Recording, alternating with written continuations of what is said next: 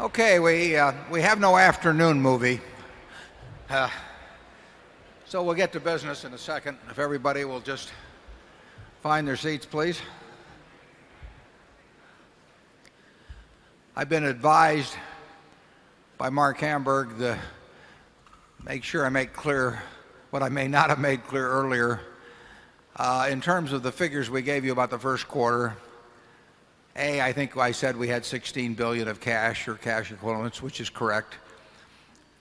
We had a $290 million pre-tax underwriting profit. I think I said that. What possibly I may have misstated. We had a $1.7 billion pre-tax operational gain. We had actually also, by coincidence,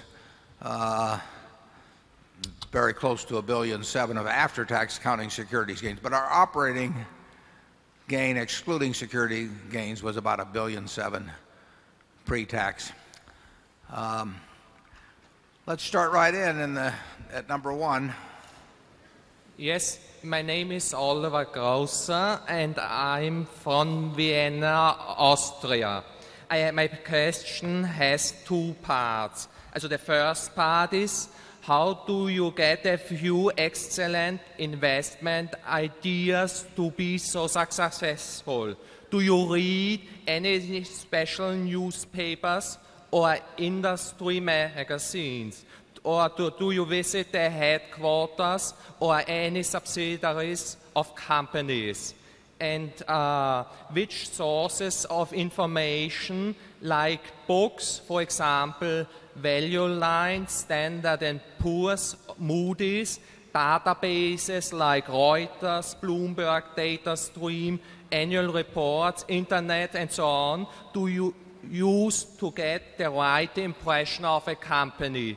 And the second part, if you think that a company like the Washington Post, Geico, or Gillette has a very competitive product, what are the steps before you ultimately decide to invest in the company? Which publications do you read to get the best knowledge of the product? And how important is the balance sheet and profit and loss account statement of the company? Thank you very much. Thank you. The answer to the first part is sort of, and maybe the second part is sort of all of the above. I mean, we read a lot, and we read daily publications, we read weekly or monthly periodicals, we read annual reports, we read 10-Ks, we read 10-Qs. And fortunately, the investment business is a business where knowledge accumulates. I mean, everything you learn when you're 20 or 30, you may tweak some as you go along, but it all kind of builds into a knowledge base that's useful forever. And we, at least, I read, Charlie used to read, may still read a fair amount, but I read a lot of 10-Ks, read a lot of annual reports. 40 or 50 years ago, I did a lot of talking to managements. I used to go out and take a trip every now and then and really drop in on maybe 15 or 20 companies. I haven't done that for a long, long time. I find everything we do, pretty much I find through public documents. When I made an offer for Clayton Homes, I'd never visited the business. I'd never met the people. I'd done it over the phone. I'd read Jim Clayton's book. I looked at the 10-Ks. I knew every company in the industry. I look at competitors. And I try to understand the business and not have any preconceived notions. And there is adequate information out there to evaluate a great many businesses. We do not find it particularly helpful to talk to managements. Managements frequently want to come to Omaha and talk to me, and they usually have a variety of reasons that they say they want to talk to me, but what they're really hoping is we get interested in their stock. That never works. Managements are not the best reporting. In most cases, the figures tell us more than a management does. So we do not spend any real amount of time talking to management. When we buy a business, we look at the record to determine what the management's like, and then we want to size them up personally, as I said earlier, whether they will keep working. But we don't give a hoot about anybody's projections. We don't even want to hear about them in terms of what they're going to do in the future. We've never found any value in anything like that. But just a general business knowledge, what we've seen work, what we've seen has not worked.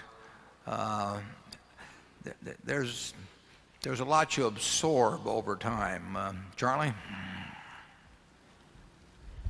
Yeah, the more basic knowledge you have, I think the less new knowledge you have to get. And the game is a lot like that fellow that plays chess blindfolded. He's got a memory of the board and everything that happened before, and that enables him to do the next move in a way he never could if you just showed him the board mid-game cold. And so and in terms of what publications, I don't know, Warren, I would hate to give up the Wall Street Journal. Oh, you'd also hate to give up the Buffalo News. Yeah.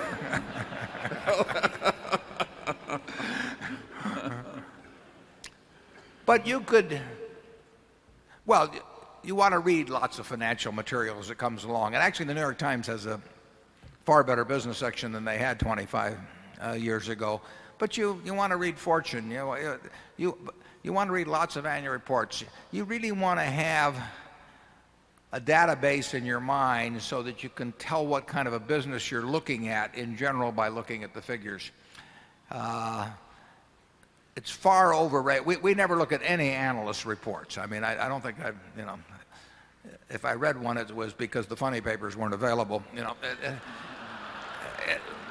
It just isn't. I mean, I don't understand why people do it. But there's a lot of data out there, and the beauty of it is, it's really what makes the investment game great, is you don't have to be right on everything.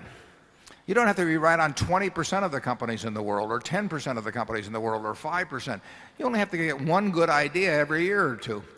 So it's not something, when I used to be very interested in horse handicapping, and the old story was, and I hope Bob Dwyer is still here, that you can beat a race, but you can't beat the races. And you can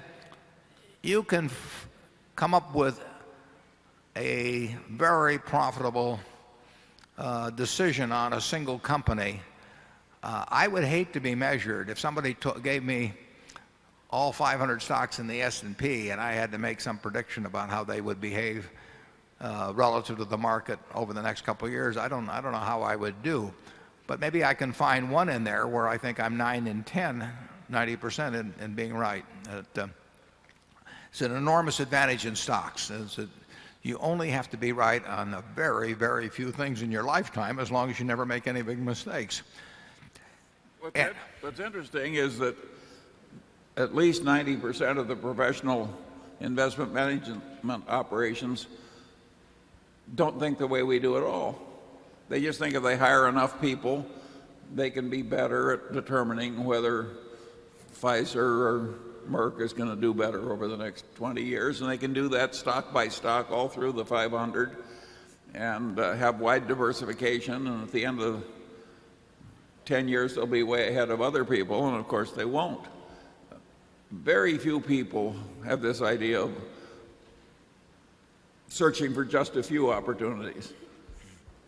Yeah, you wait for the fat pitch. Ted Williams wrote about that in a book called The Science of Hitting. He said the most important thing in being a good hitter, is to wait for the pitch in the sweet spot, basically. I've always said that the way to get a reputation for being a good businessman is to buy a good business. It's much easier than taking a lousy business, and showing how wonderful you are at it, because I haven't seen that done very often. Number two. Good afternoon, David Winters, Mountain Lakes, New Jersey. Thank you again for hosting the Berkshire Weekend. It's just great.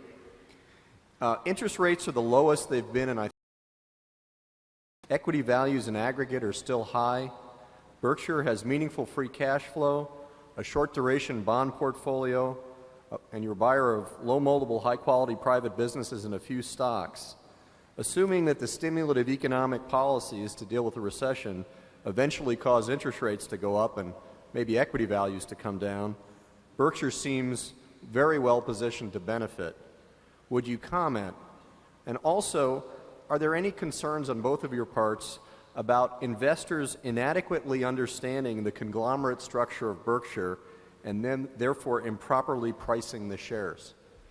Well, to answer the second question first, we hope the latter wouldn't be true because we do our best to explain it. I mean, I used 14,000 words in the last annual report, which caused certain members of my family to ask whether I was getting paid by the word. We want you to understand Berkshire, and I hope that comes through. That's why we have these kind of meetings. That's why we spend a lot of time writing an annual report. We try to tell you what we would like if the position was reversed, and if our positions were reversed. And we think that the information in the annual report, if read by somebody, that they have to have some understanding of business and accounting, but if they don't, nothing is going to help really in terms of helping them with the business. But we think if they have some understanding of it, we have given them the information that Charlie and I would need in order to come up with our rough ideas of the valuation of Berkshire, and we hope we get across what it's all about.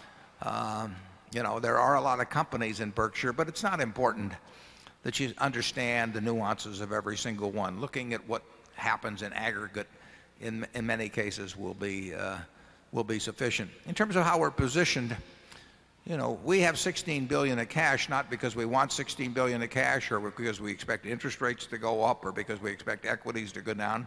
We have $16 billion of cash because we don't see anything that makes us want to part with that cash where we feel we're getting enough for our money.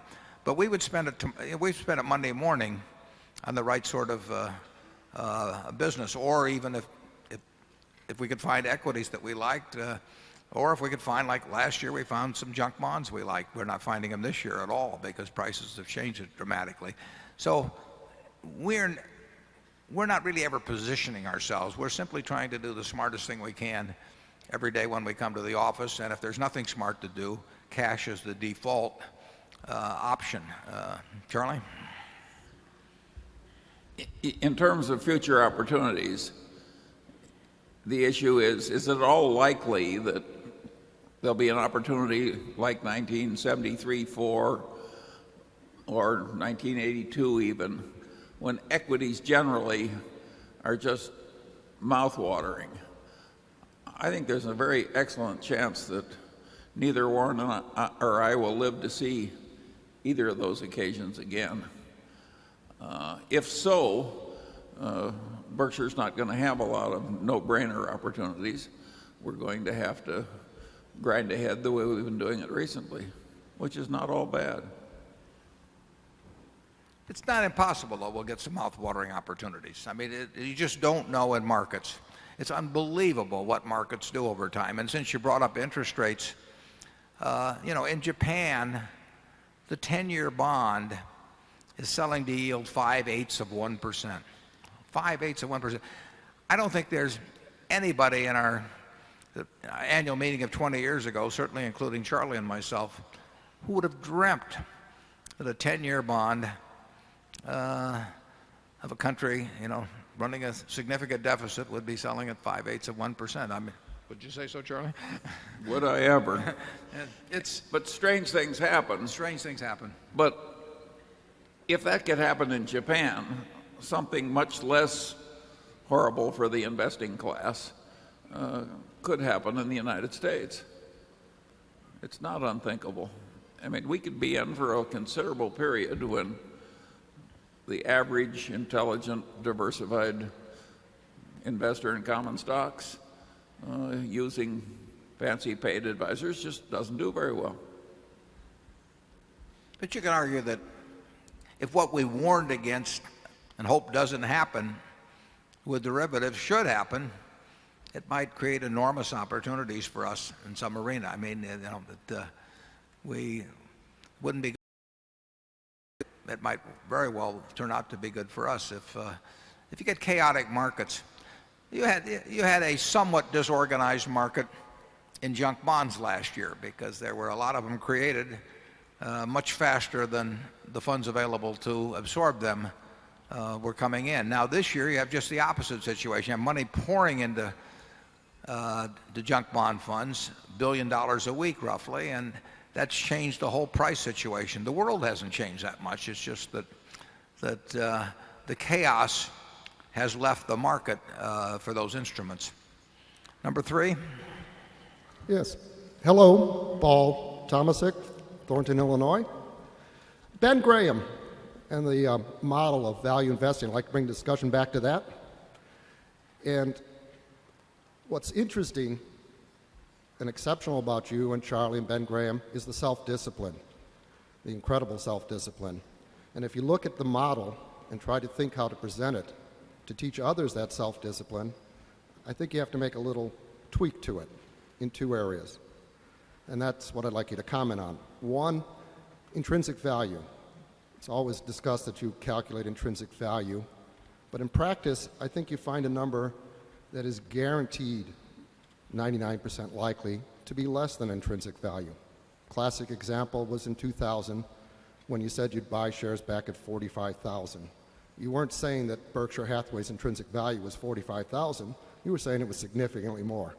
And anyone who bought it for less than 45,000 is grateful to you. The other area is the hidden assumption in the model. And that is, it's assumed that once you find a value stock and you buy it, that the intrinsic value isn't going to go down. And that's a second part of the analysis that has to be part of the discipline. So even though you found a value stock, you still haven't done all the work. You have to analyze, is the intrinsic value going to go down? In particular, companies throw away intrinsic value is the most common. Management gives it away. That hasn't happened at Berkshire Hathaway, although I don't want to give an unqualified comment on that since I see you're remodeling the offices. So we don't know how much intrinsic value has been thrown away there. So if you comment on the 2 things, do you calculate intrinsic value or a number that's absolutely positively under intrinsic value? That's the number you put in the equation. And even when you find a stock selling for less than this lower bound of intrinsic value, do you still do the homework on the second part and analyze, will the intrinsic value go down in the future? Thank you. Yeah, I would feel somewhat better qualified to speak on self-discipline if I weighed about 20 pounds less, but for the moment we'll ignore that. The second part of your question relating to intrinsic value going down, actually if you compute intrinsic value as reflecting the discounted value of future cash flows, that should have built into it a calculation that allows for the fact that certain businesses are going to earn less in the future than now. It isn't that their intrinsic value goes down then, because you should build it into your calculation right now. But you know, as we pointed out many times in the past, intrinsic value is terribly important and very fuzzy.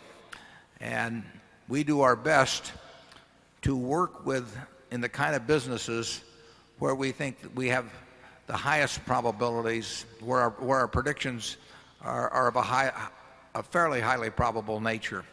And that leaves out all kinds of companies. It's pretty good, we'll say, it's something like a natural gas pipeline. I mean, the chances of big surprises in a pipeline should be relatively small. That doesn't mean they're zero, but they're relatively small. Now let's assume that you had a gas pipeline, which some have, where either the supply of gas is going to run down or where there are competitive pipelines that may be trying to take away your contracts that you wrote 10 years ago and expire in 2 years, and you're going to have to cut prices.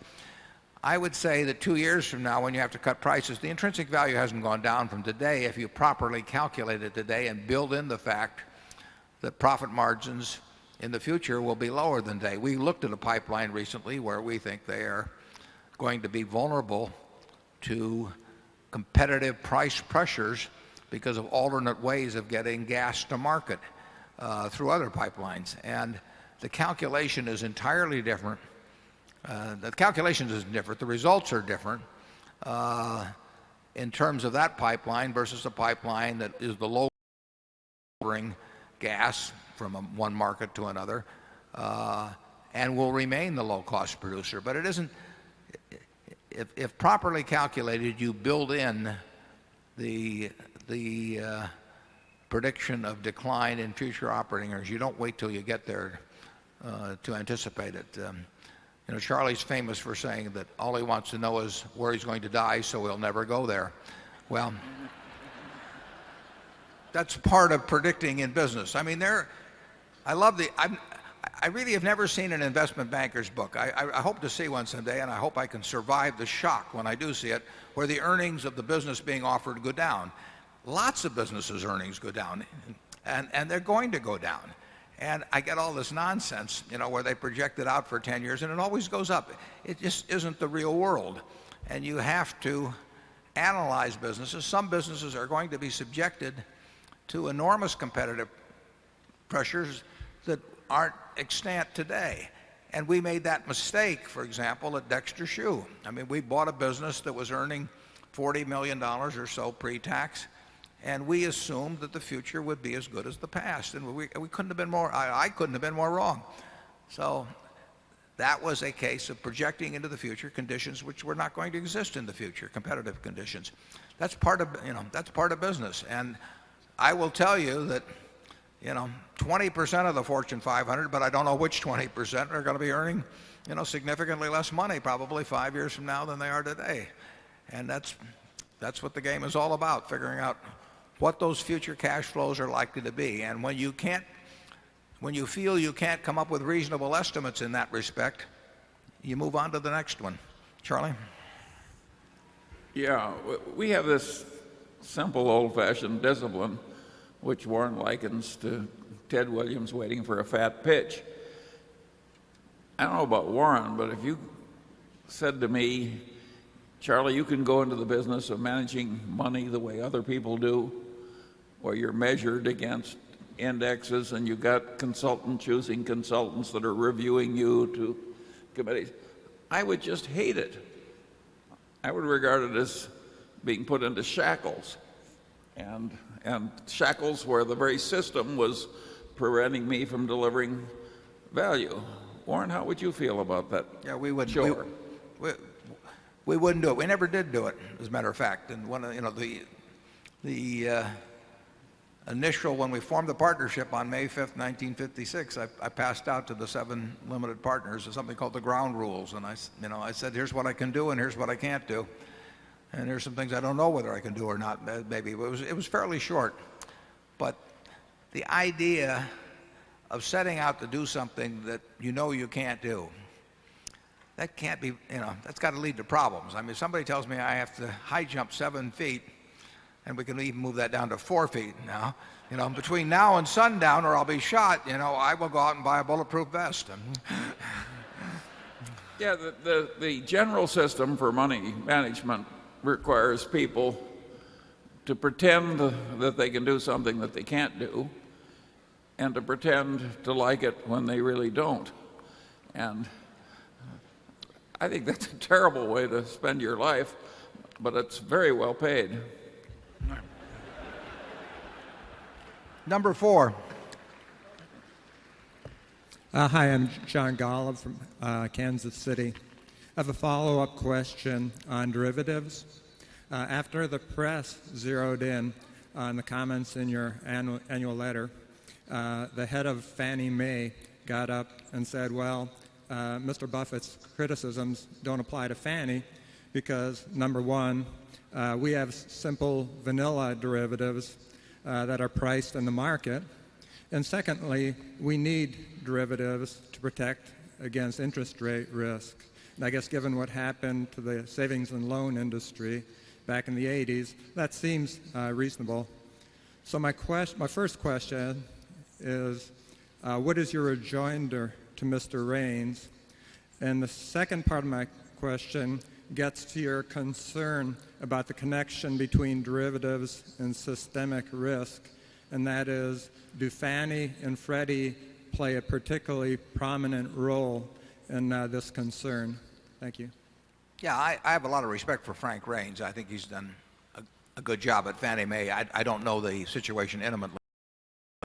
The problem, as you mentioned, is that an operation like Fannie Mae or Freddie Mac or savings and loans in the past had this problem which is inherent in the mortgage instrument in matching or coming close to matching assets and liabilities. And the reason they had that terrible problem, which did in many institutions, was the optionality in a mortgage instrument. And in a mortgage instrument, particularly as the years have progressed, if you buy a mortgage, when somebody else takes out the mortgage, you own it. You have a 30-year instrument if it's a bad deal, and you have about a 30-minute instrument if it's a good deal. The buyer, the person who takes out the mortgage can call off the deal at any time at relatively low cost. And the public has been sensitized to that more and more as time has gone by, so they've been quicker to refinance for very small differentials. Now, many years ago, they had what they called due on sale clauses in California. I think, were they invalidated, Charlie, or what happened with those? So that there were ways of shortening up the mortgage expected maturities. But it's a fundamental problem when you are operating on borrowed money in a very big way, which is what S&Ls did and what Fannie does and Freddie, that you have this very long-term instrument, but it can be very short-term if it becomes advantageous to you when rates go down and you want to keep it, or it becomes very long-term if rates go up and nobody wants to refinance. And under those circumstances, if you run a huge institution or even a smaller one, but that has that's highly leveraged, you are going to look for one way or another to try to match the duration of your liabilities as close as you can to the duration of your assets, and have various methods to protect yourself against the optionality that exists with the counterparty in effect to your asset. That's not easy to do. And Fannie and Freddie and other institutions attempt to do that through various types of derivative instruments, as well as other things in terms of the kind of debt they issue themselves and so on. And they're very smart, and they do my guess is they do a better job than Charlie and I could do at it, but it can't by its nature be perfect. And under some circumstances where you get large gaps, the thing you worry about in financial markets, and it doesn't happen very often, but the thing that really destroys people are what the academics would call 6 sigma or 5 sigma or 7 sigma events, which are things that are never supposed to happen, basically. And sigma is the method of describing the probabilities that they will happen in any given period, the number of sigmas. And financial markets don't lend themselves well to modeling based on that. They do most of the time until it doesn't work. And when it doesn't work, chaos reigns. And there are more 6 sigma events that happen in financial markets, or theoretical 6 sigma events, than any study of probability curves would ever come up with. And that's when you have gaps or discontinuities, when markets close, whatever it may be, those are what cause institutions to go out of business. And derivatives, in my view anyway, accentuate the possibility of it happening and the extent of the damage if and when it should happen. Again, we don't think we mathematically can tell you what the probabilities are of something like that, and we think anybody that does tell you, is kidding you. And I've had managers of hedge funds sit down with me and tell me that they had, a 28% probability of returns between 30 and 40%, come up with all these exact figures. Anybody comes up with exact figures in finance, watch out.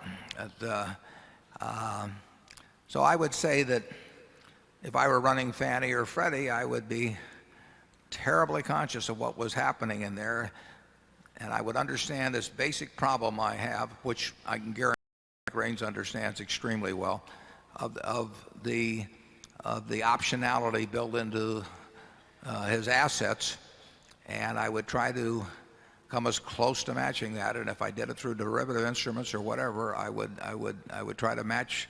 I would try to reduce the troubles that could be produced by that optionality to a minimum. And then I would get very worried about who the counterparties were, because anytime somebody promises to pay you a lot of money if something terrible happens to you, you better be very sure that they can and will pay, because the terrible thing that's happening to you may be presenting terrible things to them. You know, that will happen in the insurance industry from time to time, and that's why reinsurance recoverables are a dangerous asset to have. It will happen in the derivative markets. When LTCM had troubles with one type of asset, they had troubles with a lot of types of assets, and everybody else they were doing business with was having a lot of troubles with those same things. And that's why the Federal Reserve stepped into something they never dreamt they would have stepped into. They stepped in to force, essentially, a solution, which may have been the right thing to do, incidentally, but for some obscure hedge fund that nobody in the world virtually had heard of until that point, and it started threatening the stability of the U.S. financial system. Charlie? Well, I think you're right to point to this creditworthiness of the counterparty risk. My guess is that both Fannie and Freddie have been pretty intelligent at thinking through a whole lot of different scenarios where they'll be okay or close to okay if all the counterparties pay. And I would bet a lot of money that they weight the possibility that counterparties won't pay a lot lower than we do. I think a lot of the counterparties are behaving in a lot more dangerous way than Fannie and Freddie are, and the counterparties can get in trouble because of that, and they can translate that trouble to people who assume that they're hedged. And that's true of the mortgage guarantee institutions that take part of the risk away from Fannie and Freddie are very sophisticated institutions, very, very sophisticated institutions. But if you depend too much on other people, there can be periods in financial history where all the sophistication in the world may not save you. The best thing to do is to be able to count on your own resources. And at Berkshire, that's basically the way we operate. It may be safer than necessary, but you know, Charlie and I are rich enough already. We do not need to stay up at night. Number 5. My name is Joseph LaPre. I'm a shareholder from Minneapolis, Minnesota. Thank you for this opportunity to present a question. At last year's meeting, I believe that Mr. Munger made a comment to the effect that it was not inconceivable that the U.S. dollar could someday suffer a collapse in value similar to that which had recently befallen the currency of Argentina. I am concerned that in the event of a collapse in the value of the dollar relative to foreign currencies, that Berkshire Hathaway's insurance operations may find themselves having to pay for replacing property whose cost is denominated in sharply appreciated foreign currency. I have 2 specific questions. First, does Berkshire Hathaway have any way to protect itself from the effects of inflation induced by a possible currency collapse? And second, do you have any ideas about how individual investors can protect themselves from currency risk? Thank you. Yeah, I'll ask Charlie first to comment on whether he said exactly what the gentleman said last year. Well, I wasn't predicting that the United States would go to hell as much as Argentina has. What I was predicting is that all kinds of things could happen here that are unthinkable based on past recent experience. And Berkshire, Warren, by and large, our liabilities are denominated in dollars. Right. We don't have a huge foreign currency exposure at all. No, well, we have, you know, we have a few $1 billion at least denominated in liabilities and other currencies, but we also have assets in those currencies pretty much. So we don't think about it day by day in terms of matching euro assets against euro liabilities. But in a general way, we don't get way out of whack either. We do not have lots of liabilities around the world in other currencies, which are only matched by assets in U.S. dollars. Most of our assets and liabilities overwhelmingly are going to be in U.S. dollars. But we'll have we will have maybe at the present time a couple of billion of liabilities primarily in euros, and we have at least that much in the way of assets. So we don't run big. We do not run a big currency risk at Berkshire. Now, if you talk about the value of the dollar declining dramatically, we all face that risk if we have a lot of dollar assets. I personally don't worry about the American currency getting worth far less relative to other currencies as much as I worry. I don't really worry about it, but I think there's a probability that sometime in the next 20 or 30 years that you could have rampant inflation in this country again. You'll probably have it around the world, and it's probably more likely in a good many other countries than it is in the United States. But inflation is always a latent danger to an economy. I always think of inflation as being in remission at all times because it's something that has a cause that will recur in terms of human behavior from time to time, I think, in terms of how legislatures behave and governments behave. So I think that the probability of high inflation at some point during the next, say, 20 or 30 years it's not a low probability. I hope it doesn't happen. Charlie? Well, in the long term, practically all currencies go to hell. In other words, it's a product like the Roman, what was it, denarius or something. You take the British pound, you take the American dollar so far, and if you want to go out 200 years, will some politicians in the United States ruin the currency? I think the answer is yes. But I wouldn't anticipate some horrible event in the near future. But if things really went to hell, Argentina started confiscating property of shareholders.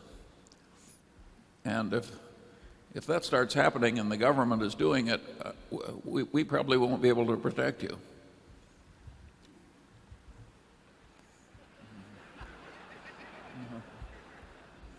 That sounds like kind of a nervous laugh to me. Number 6. Yeah, hi. I'm Gautam Dalmia from India. Sirs, if I were to take you back to the start of your investing careers, I assume it would have been harder for potential acquisition opportunities to come by. The question I would like to ask you, sirs, is how did you ensure then that you had good enough deal flows coming to you to be able to choose from? I have one more question. The Berkshire subsidiaries do not have a retirement policy. What are the implications of this on retaining and motivating employees who are potential successors to senior management? First question about deal flow, which is not it's a term I actually don't like very much because we don't think of them as deals exactly. That has a little too much of the connotation of something to be bought and then again something to be sold. But we do like acquisition opportunities, and really that's just achieving that so that we get the calls when we should get the calls. And there aren't lots of those because we're talking about good-sized businesses. We're talking about owners that love their businesses, and it's going to happen occasionally, but it's going to happen a few times a year probably. I think in the U.S. now that we get a pretty reasonable percentage of the calls that we should get. And that was not true 20 or 30 years ago. We didn't hear from anybody 20 or 30 years ago to speak of, because we were looked at much more as being a marketable securities operation. And we weren't as well known. It feeds on itself, obviously. If we acquire companies and the people from whom we acquired them are happy about the deal, we're going to hear from more people. We bought our first furniture operation in 1983. That really led to 4 other transactions because the people in the first one were happy and they talked to us about the second one, and the people in the second one were happy, and so on. So, it's like Charlie always describes compound interest as being like, being at the top of a very large hill with wet snow and starting with a snowball and getting it rolling downhill. And that's a little bit like the acquisition situation works. We've been by being around 38 years, it's been a high mountain in terms of the length the snowball is going. By now it's going at a pretty good clip, and it's pretty good size, and it tracks a lot of snow. And that's good for us. Outside the United States, we do not seem to be on the radar screen, so we don't seem to hear about those as much. But we're hearing about enough in the United States. It's not a flow in the sense of I don't hear about one a week. I don't probably hear about one a month. But the ones we want to hear about, most of them, I think we're getting the calls now. I think we're getting a higher percentage of the calls now than ever in our history we would have gotten. And that's all to the good. And if we can do the same thing outside this country, that would be a plus too. But this country's a big market, and we'll just try and spread the word further. And Charlie, what was that other question? Well, he talked some about deal flow, and there's a general assumption that it must be easy to somehow arrange things that you just sat behind a desk and people brought in one wonderful opportunity after another, and you finally selected 2 out of 100, and it would be a virtual cinch. That was the attitude in venture capital until the last 2 or 3 years. We didn't have any of that in the early days, right, Warren? No, that's right. We were finding our own securities, and we were just looking at the public markets to see what was available in securities. And when we started buying companies, there must have been 20 years when we didn't buy more than 1 or 2 a year. Yeah, they were fairly few and far between, and we didn't have the money to buy very big ones either. I mean, it was a big deal when we bought Associated Cotton Shops for what in effect was $4 million, or when we bought Hochschild Kohn when we had to come up with $6 million of equity, as I remember, for that deal. And National Indemnity itself was $7 million for National Indemnity, and I think $1.4 million, $1.7 million for National Fire and Marine. And I mean, that was all we could handle in those days. So the snowball is, it's built up as it's gone down the mountain, and we hope there's a lot of mountain left and a lot of wet snow, and we're looking for it. But it's fair to say that we were rooting around for those opportunities. We weren't sitting behind our desks and waiting for some commission salesman to come in and present us with opportunities to sign our name. I can't think of anything we bought in the early days that way. No. Warren, you chased down Jack Ringwald. Didn't you go to him? Well, Jack Ringwald, who ran National Indemnity, and some of you here in the room knew, Jack was a very interesting guy and a friend. And Jack, for 15 minutes every year, would want to sell National Indemnity. Something would make him mad. A claim would come in or something of the sort. So for 15 minutes every year, he would want to sell. And I had a friend of mine, Charlie Hyder, who may be here today, and I had discussed this phenomenon of Jack being in heat once a year for 15 minutes. And I told Charlie if he ever caught him in this particular phase to let me know. And there was a day that Charlie called and said, Jack's ready. And I said, well, get him over here. So he came about 11:30 and we made a deal in that 15-minute zone.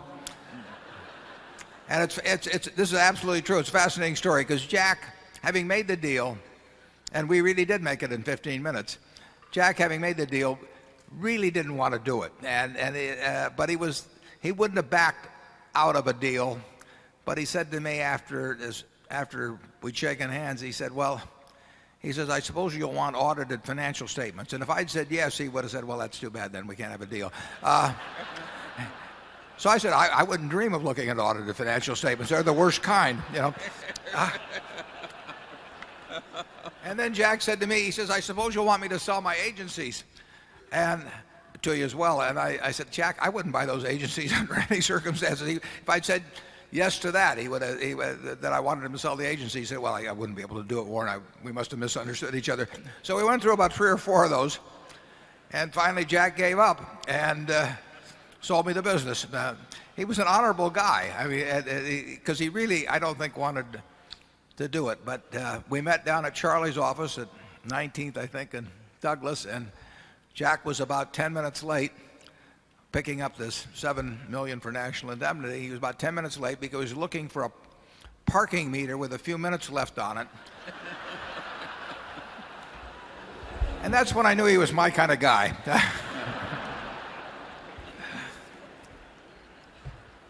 But at any rate, this process is not easy.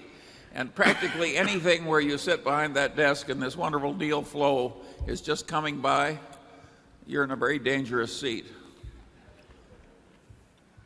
Number 7. Gentlemen, my name is Jim Maxwell. I'm from Omaha, Nebraska.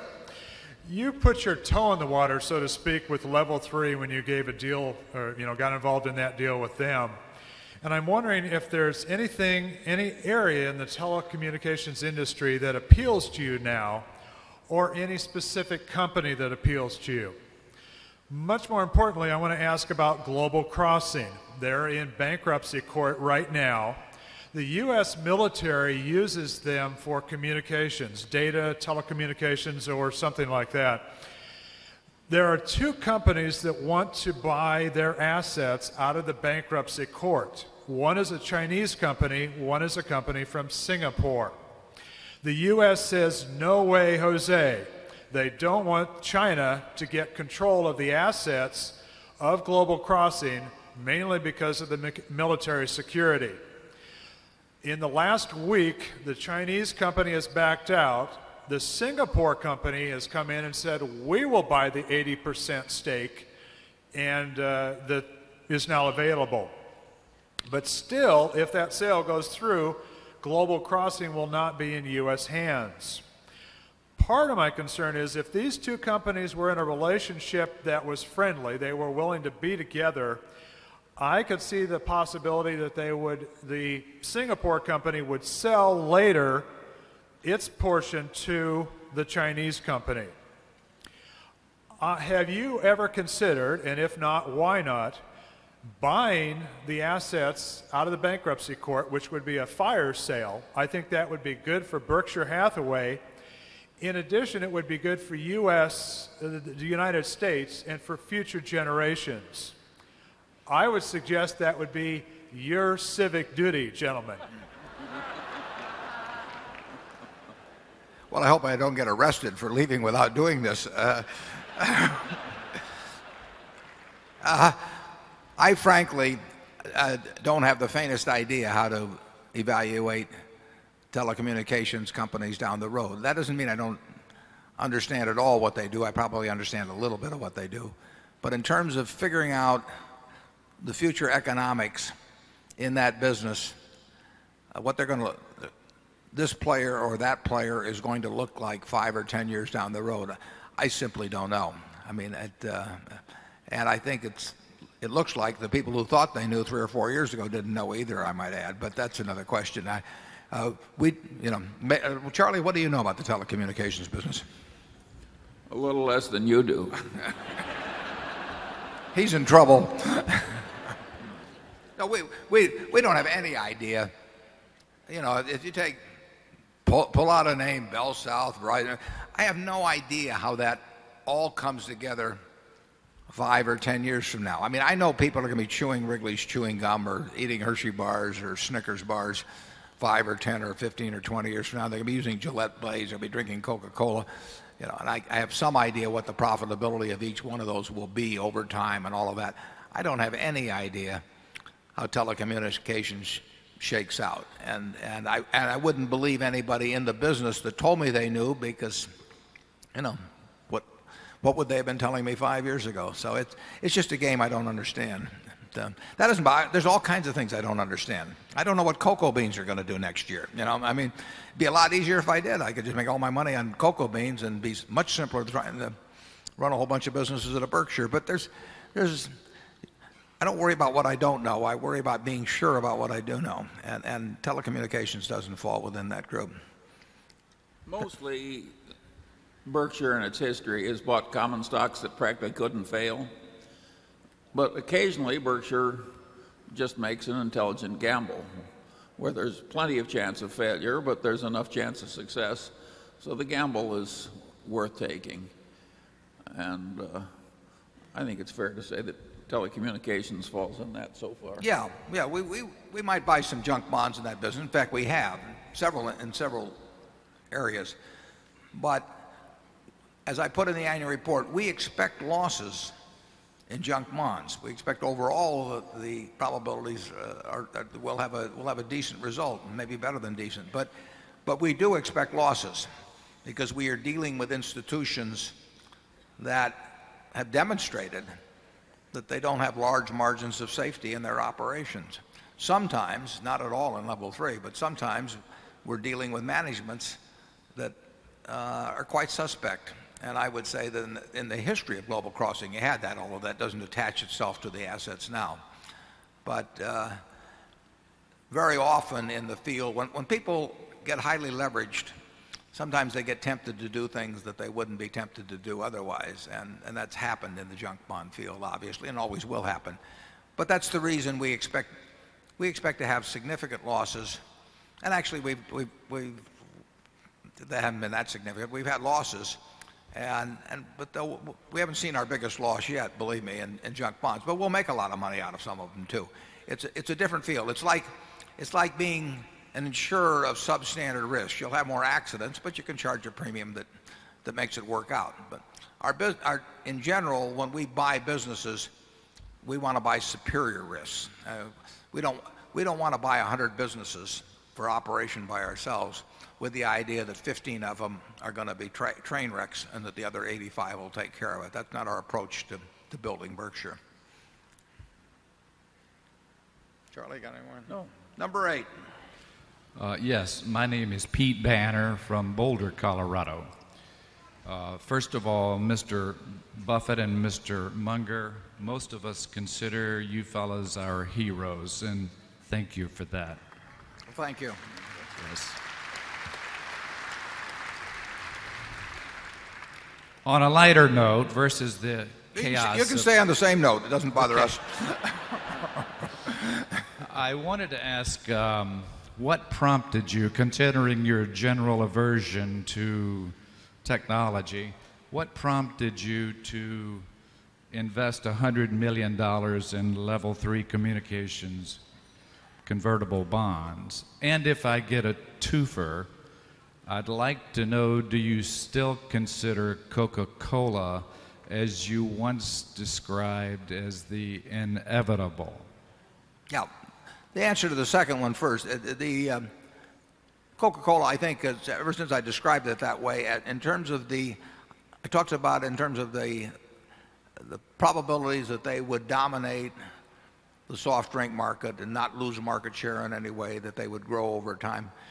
You know, it's happening year after year. I don't think the global market share of Coca-Cola products has ever been higher than it is now, and I don't see anything that changes that in the future. I mean, it is a huge distribution system that has been getting into the minds of more and more consumers since 1886, when John Pemberton, at Jacob's Pharmacy in Atlanta first served up the first one. It is in the minds of people, the product, all over the world, and there'll be more people, and it will be in their minds more firmly. And over time, they should make a little more per drink. I don't know how in the world anybody would successfully dethrone Coca-Cola.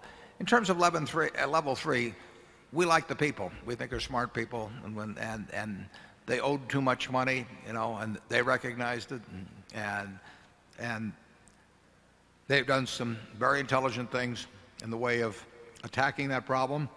And we bet on the people. Charlie knows way more about the physical world than I do, but I have yet to see an electron, and I just have no working relationship with them at all. I can't identify with them. So I do not know a lot about the technology. I never would. I mean, you could explain it to me, and I could probably regurgitate it on some test or something, but I wouldn't really understand it. But I think I understand the people involved, and we were quite willing to make that bet. It's of a different sort than we usually do, but we did it, and we're happy we did it. Charlie? Nothing more to say. Number 9, please. Hi, this is Steve Rosenberg from West Bloomfield, Michigan, now living in New York. Mr. Buffett, the values that you and Charlie stand for and your supreme integrity are an inspiration. Thank you both for serving as such exceptional role models. I have 3 quick questions for you. The first involves Value Capital LP. Your preliminary FIN 46 disclosure appears to indicate leverage employed of roughly $20 billion in assets, $60 million in equity, or 30 to 35 times. Without revealing any proprietary strategies, how do you derive comfort from this investment given your aversion to risk, other highly levered partnership blow-ups, your enthusiasm in shutting down Gen Re Securities black box activities as soon as possible, and all of this aside from the fact that it's less than 1% of Berkshire's equity and that Mark Byrne is running it? My second question involves manufactured housing. Can you comment some more on your enthusiasm for the underlying economics of the business, given what appears to be a commodity product with a high level of seller fragmentation, overcapacity, and large blow-ups on the financing side? And what advantage, even if Berkshire's advantage is in the financing, why not stick only to the financing and not the manufacturing? And my final question involves the gains on securitization that you see in that segment. Does the preponderance of gains reported indicate a mispricing of credit risk somewhere in the chain, perhaps analogous to the disconnect you were talking about between BBB and AAA spreads in the synthetic market and in the bond market? Thank you. Why don't you elaborate on that third point on securitizations just a bit more? I'm not sure I totally have your point on that. Just the fact that usually you see gains rather than losses on securitization all the time. Does that indicate that somewhere when you're slicing and dicing it, someone is paying too much, not taking the credit risk into not valuing it properly? Yeah. Okay, 3 questions. Value Capital is run by Mark Byrne, as you mentioned. We've made a lot of money with the Byrne family. We made money with Jack, and we like Mark and Patrick, who we know, Charlie and I know very well. And Mark is a very, very bright guy who runs what is, in effect, a hedge fund specializing in fixed income type securities around the world. And Mark and his family have significant money of their own in Value Capital, but we have 95% or so of the capital in there, and we do not in any way guarantee their obligations. Mark operates with a degree of leverage that is less than most people that operate in that field, but it's a lot compared to the way we operate at Berkshire. And that's okay with us. We wouldn't do it with 100% of our money, and we wouldn't do it with 50% of our money, but we think it's a reasonable business as run by Mark, as long as he's got a lot of money on the downside as well as the upside, which he does. And he's a very decent guy, in addition to being a very smart guy. So we're comfortable with that. It may have to get The figures may have to get consolidated on our balance sheet. We disclose them all now in our first quarter report. You will see them set out. And in effect, we've got 600 and some million, a couple $100 million of retained earnings that Mark has earned for us. And we feel quite comfortable with that as an investment. We do not regard it as a business part of Berkshire. The consolidated financial statements may make it look like we do, but it is not. We are a limited partner. We have a corporation in between. We have no guarantees of anything they do, and we're very happy with Mark running that piece of money, even though he does it, as you say, in fixed income strategies that involve a lot of, they involve derivatives, they involve borrowed money. But I've looked at the positions, and they all make sense to me. And they would make sense because Mark is a very smart guy, and the money means a lot more to him than it does to us. So we feel okay with that. We don't like the idea of consolidating in the sense that we don't think it will make, we think it makes our figures less representative of what's really going on than the way we handle it presently. But the rules are the rules, and we'll do what they say. The second point, Charlie, do you want to comment on value capital at all? Or? No. Okay. The second, manufactured housing, it is, I mean, practically everybody in manufactured housing is losing money now, and Clayton is making money. They've had much sounder policies in terms of how they've operated over the years. One of the things they do, most of their houses are sold through their own retail units. They have about, I think, 297 or so retail outlets of their own. And those managers are on a 50-50 profit split, basically, as I remember it, with Clayton. And they're responsible for all of the paper they generate. So unlike what was going on a few years ago in manufactured housing, where a manufacturer would sell a house, I mean, it'd be floor plan to a dealer, and then that dealer could borrow maybe, if he got some kind of a purchaser on the note, maybe 125 or 130% of invoice price, if he could just create a warm body out there someplace that would give him some apparent down payment. That situation was just built for disaster. But at Clayton, the profit or loss off that person who buys the product goes till the obligation is fully paid for. So if a dealer takes inadequate down payments or sells to people he shouldn't be selling to, it's going to be his problem.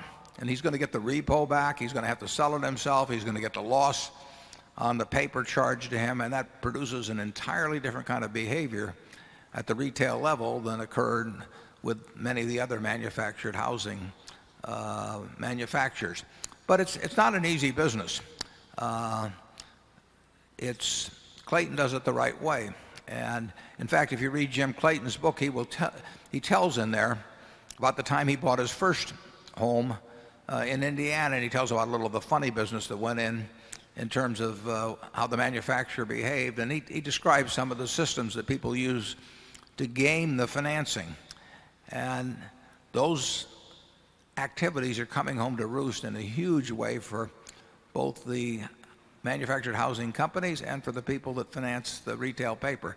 Clayton did it right, basically, and they'll continue to do it right. Even so, there is such a stain over the whole manufactured housing industry in terms of financing that even Clayton is the only one that is able to securitize. And as I said earlier, they cannot securitize to the extent without us. They wouldn't be able to securitize to the extent that even that they could have a year ago. It's an industry in big trouble. I think we'll do fine in it because I think we're in with a class player. I think they've got these systems in place that have the right incentives, which you need all the way through the system. And I think Berkshire will make them even stronger because we will not securitize.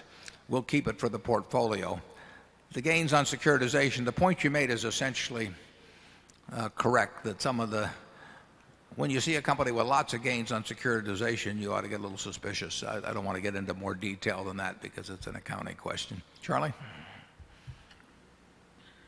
I've got nothing to add to that either. Number 10. Phil McCall, Warren from Connecticut. Could you comment on Gen Re and goodwill impairment charges since you purchased it, and how it's evolved in your thinking, and if it even became a part of your thinking? Sure. The question relates to the fact that if you buy a business at a price over tangible assets, that you set up a goodwill account, and if at any time in the future that goodwill becomes impaired, you should and must if the accounting is proper, run a charge to reduce that goodwill item. You run a charge through the income account. We have a large goodwill item for Gen Re because it was the biggest acquisition we ever made. We paid substantially more than book. And the question is whether that goodwill is impaired. And certainly if the operations of Gen Re of the last couple of years, not including this year, but of the years 98 through 2001 more or less, were representative of the future, you would say that there has to be a big goodwill charge there, and I would agree with you.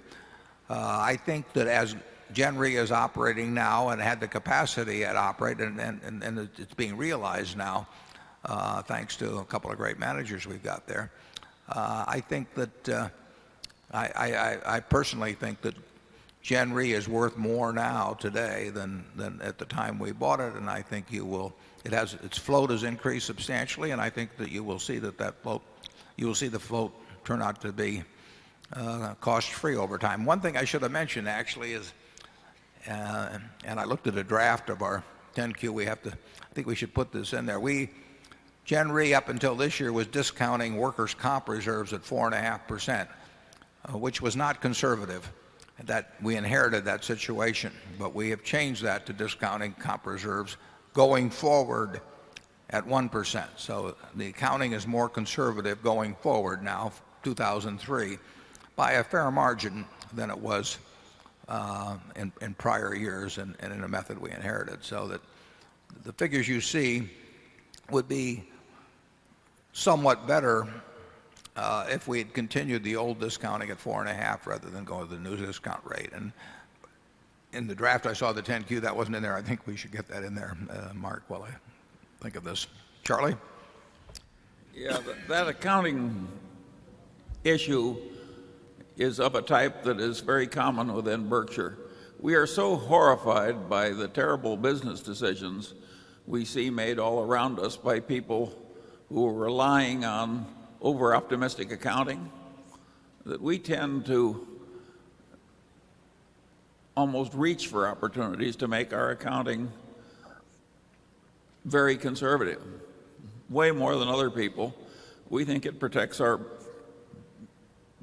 business decision making as well as our financial integrity. I don't know why we ever got into this business of trying to get the accounting result as close to the chalk as we could possibly get it. What is wrong with the world when everything is a little bit underreported? Yeah, generally people think that reporting, and transparency and all that has improved over the years. I felt much better working with the financial statements in 1960 than I feel working with financial statements in 2000. And frankly, in many ways, I thought they taught me more about what the company was really about than the current ones do, even though there was far less detail. And what we really deplore is solving operating problems by accounting maneuvers. And Gen Re had some problems in the mid-'80s when everybody did, and they went to discounting their workers' comp reserves. And it was a quick fix, but it's like heroin. And you get on it, and it's not easy to get off. And Charlie and I have seen that time and time again. People that think, trade loading, whatever it may have been, they think they're going to solve something by playing accounting games. And they're encouraged by their CFOs sometimes, and frequently they were encouraged by their big name auditors in one way or another to really play with the numbers, and it catches up with you. You might as well face reality immediately and take whatever operating steps are necessary to solve problems, or if you can't solve them, just give up on them. But whatever you do, playing with the numbers it never works. Although I guess if you're 64 and a half and you're going to retire at 65, it might get kind of tempting. Number one. Good afternoon, gentlemen. Andy Marino of Chapel Hill, by way of Boston. You have argued against the use of alternate measures of profitability, such as earnings before interest, tax, depreciation, and amortization, as measures of business performance. At the same time, you have frequently cited the incompleteness of generally accepted accounting in reflecting economic reality for some businesses, implying that there are some necessary and proper adjustments. Beyond what you recently described in the annual report as the folly of omitting depreciation, could you elaborate on your thoughts on other pitfalls of alternative financial presentations? Is EBITDA, in your view, just too often used as a shorthand for cash flow, or is the entire concept of recasting accounting data a suspect exercise?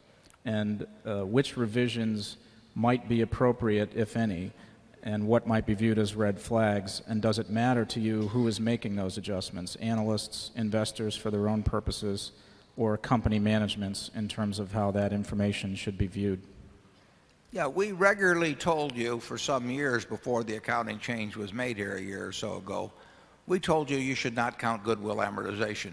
You know, it was required under GAAP, and we obviously complied with GAAP, but we told you every year virtually that I can remember, we said this is not really an economic expense. And we ignore it in our own calculations of earnings in terms of what we will pay for businesses. We don't care whether there's a goodwill item or not because it's immaterial to economic reality. So we have been quite willing at Berkshire to tell our own owners to ignore certain things, and if they disagreed with us, they could look at the GAAP figures, but we felt they were getting misled by looking at the amortization of intangibles.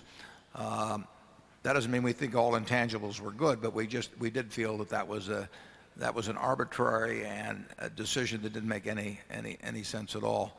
And we felt, obviously, as we've talked about, we felt that crazy pension assumptions have caused people to record phantom earnings in many cases. So we're willing to tell you when we think there is data that is more important in economic analysis than GAAP figures. We'll talk to you about it.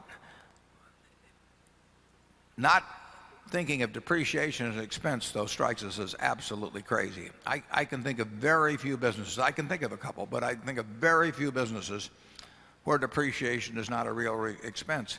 Even at our gas pipelines, I mean, you know, at some point they'll need repairs, but beyond at some point they become obsolete. I mean, there won't be gas there 200 years from now. We know that. So depreciation is real, and it's the worst kind of expense. It's reverse float. You know, you lay out the money before you get revenue, and you are out cash with nothing coming in. And depreciation, any management that doesn't regard depreciation as expense is living in a dream world. But of course, they're encouraged to do that, by investment bankers who talk to them about EBITDA, and then certain people have built fortunes on misleading investors by convincing them that EBITDA was a big deal. And when we see companies that say, we don't pay any taxes, and because we don't have any earnings for tax purposes, and don't count depreciation and all of that, that's coming, in our view, many times that's coming very close to a flim-flam game. I get these people that show me, they want to send me books with EBITDA in it, and I just tell them, I'll look at that figure when you tell me you'll make all the capital expenditures. If I'm going to make the capital expenditures, there's very few businesses where I think I can spend a whole lot less than depreciation year after year and maintain the economic strength of the business. So I think the EBITDA has been a term that has cost a lot of investors a lot of money. You saw it in the telecom field. I mean, the idea that they were spending money so damn fast, they couldn't have it coming in the door fast enough from investors. And then they pretended that depreciation was not a real expense. That's nonsense. I mean, it couldn't be worse. And a generation of investors were sort of brought up to believe in that. We at Berkshire will spend more than our depreciation this year. We spent more than our depreciation last year. We spent more than our depreciation the year before that. Depreciation is a real expense. just as much as, the expenditure for lights. It's not a non-cash expense. It's a cash expense. You just spend it first. I mean, the cash is gone, and it's a delayed recording of cash expense. How anybody can turn that into something they use as a metric that talks about earnings is beyond me. Charlie? Yeah, I think you would understand any presentation using the word EBITDA if every time you saw that word, you just substituted the phrase bullshit earnings. I knew he'd do it sooner or later, folks. And the man, he made it through the morning, but never all day. And the man asked the question also, it says, what remaining big accounting troubles exist? The real Lollapalooza is pension fund accounting and to some extent post-retirement medical liabilities. Those are horribly understated now in America, and they're very big numbers. I've looked at financial statements, and you've seen them too in the last few months, where companies are recording pension income in the hundreds of millions while at the same time being underfunded in their pension plan in the many billions. And they just aren't facing up to reality at all, and they don't want to because they don't want to take the hit. And they're this, it's the same mentality as stock option expenses. And they are paying people with stock options, but we pay people with cash bonuses. And I suppose, we might, well, it isn't really true, but we might like it if we didn't have to record cash bonuses as an expense. I mean, it's a way we pay people. And you can say, well, why don't you put it in the footnotes and leave it out of the income account like they do with option expenses, which is a form of compensation too. But the answer is that a bunch of people who cared very much about having their stocks float to unreasonable prices, at least in our view, found they could do it a lot easier if they didn't count compensation expenses. And why not put all expenses in footnotes? Just have an item there that says sales, and then have the same figure for net profit, and then just have all the expenses in the footnotes.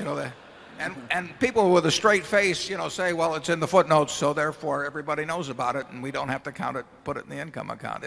It's amazing what people with high IQs will do to rationalize their own pocketbooks. And Charlie has another explanation for why there's been this denial of the reality of option expense in terms of people's ego getting involved with their own records. And you want to elaborate on that, Charlie? Don't name names. Well, no, I'm so tiresome on this subject, and I've been on it for so many decades. It's such a rotten way to run a civilization, to make the basic accounting wrong.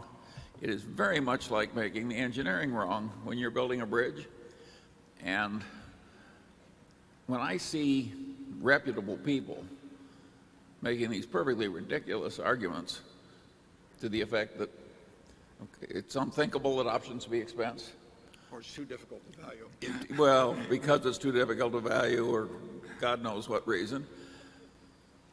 And a lot of them are people you'd be glad to have marry your daughter. And yeah, because they're rich, for one thing.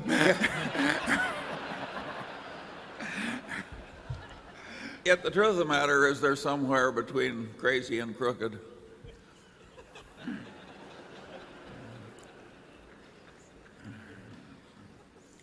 Put him down as undecided.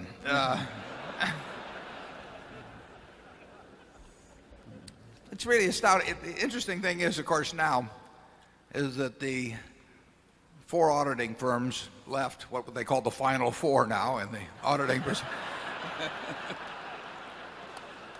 they have now, and listen, I'm glad they did it too, and I tip my hat to them for doing it, but they've now said that they really do think options are an expense. So this is, that it kind of reminds you of what happened during the Reformation, isn't it? When you'd have these places sway back and forward, as they get carried by one argument or the other.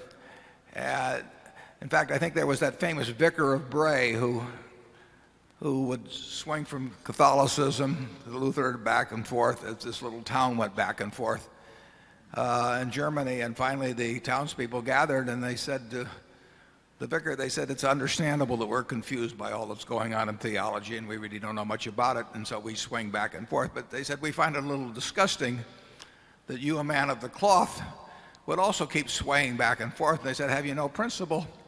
And he said, yes, I have one principle. He says it's to remain the vicar of Bray. Well, I think we've seen a little of that in the auditing profession, but I think they've actually found the true religion now. So I don't want to sit here and criticize them, but you know, now have 4 firms that lobbied against options being counted as an expense in 1993 that have written the FASB and say that options should be an expense. And I don't know how in the world something could have not been an expense in 1993 and be an expense in 2003. It certainly didn't apply to utility bills or, you know, raw materials or anything of the sort. But that's the human condition. Number 2. Yes, hi, Sam Kidston. I'm a shareholder from Cambridge, Massachusetts. I have a couple of quick questions for you guys. First of all, other than your general criteria for investing in any company, what are your criteria for investing in banks, and has your general view toward investing in banks changed over time? Second question would be, in terms of a discount rate, do you feel it's appropriate to use your cost of capital or the current risk-free rate?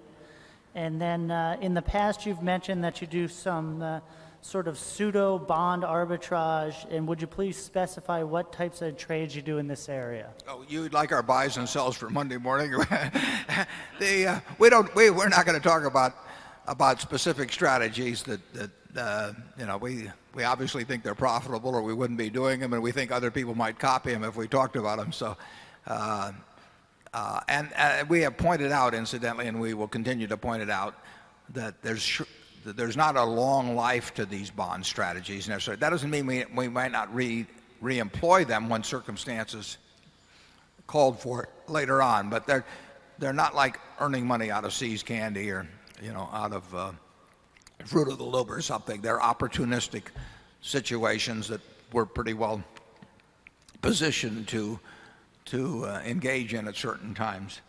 The question about banking, you know, banking, if you can just stay away from following the fads and really making a lot of bad loans, banking has been a remarkably good business in this country, and you know, certainly ever since World War II. It's the returns on equity for banks that have stayed out of trouble has really been terrific.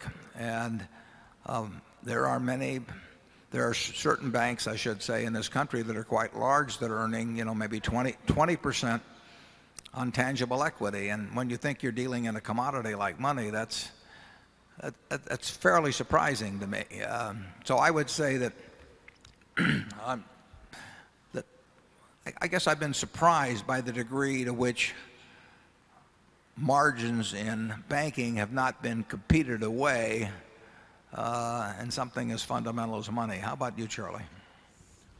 Well, what you're saying in fair implication is that we sort of screwed up the predictions, because banking was a way better business than we figured out in advance. We actually made quite a few billions of dollars really out of banking, and more in American Express. But basically that was while we were misappraising it. We did not figure it was going to be as good as it actually turned out to be. And my only prediction is that we'll continue to make failures like that. It's fairly extraordinary in a world of, particularly a world of low interest rates, that you'd find financial institutions that basically doing pretty much the same thing, you know, where A competes with B and B competes with C without great competitive advantage, and having them all earn really high returns on tangible capital. Now, part of it is that they have pushed the loan to capital ratios higher than 30 or 40 years ago, but that nevertheless they earn high rates of returns. They earn much higher rates of returns on assets alone, and then they have greater leverage of assets to capital, so that produces returns on capital that really are pretty extraordinary. And you know, certain banks get into trouble because they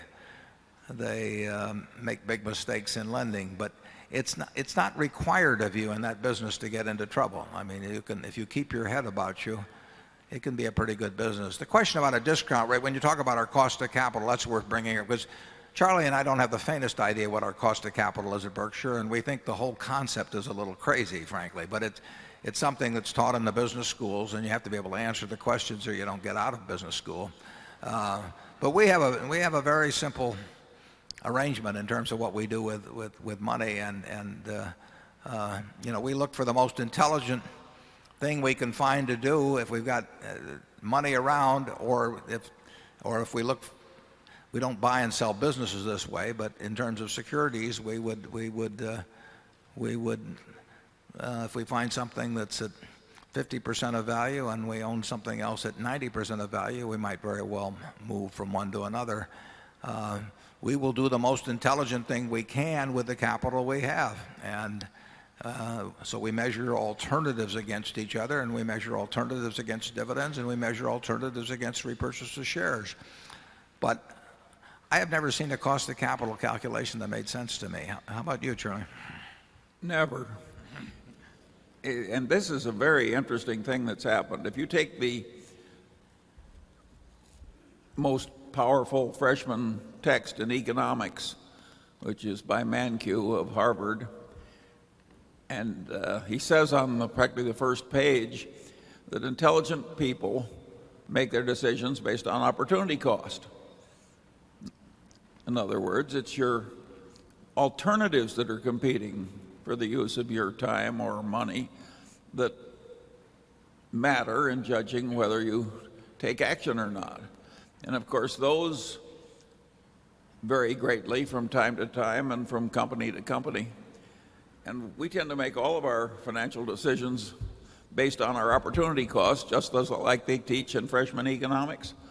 Yeah. And the rest of the world has gone off on some crazy kick where they can create a standard formula, and that's cost. They even get a cost of equity capital for some business that's old and filthy rich. It's a perfectly amazing mental malfunction. Yeah, it's Number 3. Is there anybody we've forgotten to offend?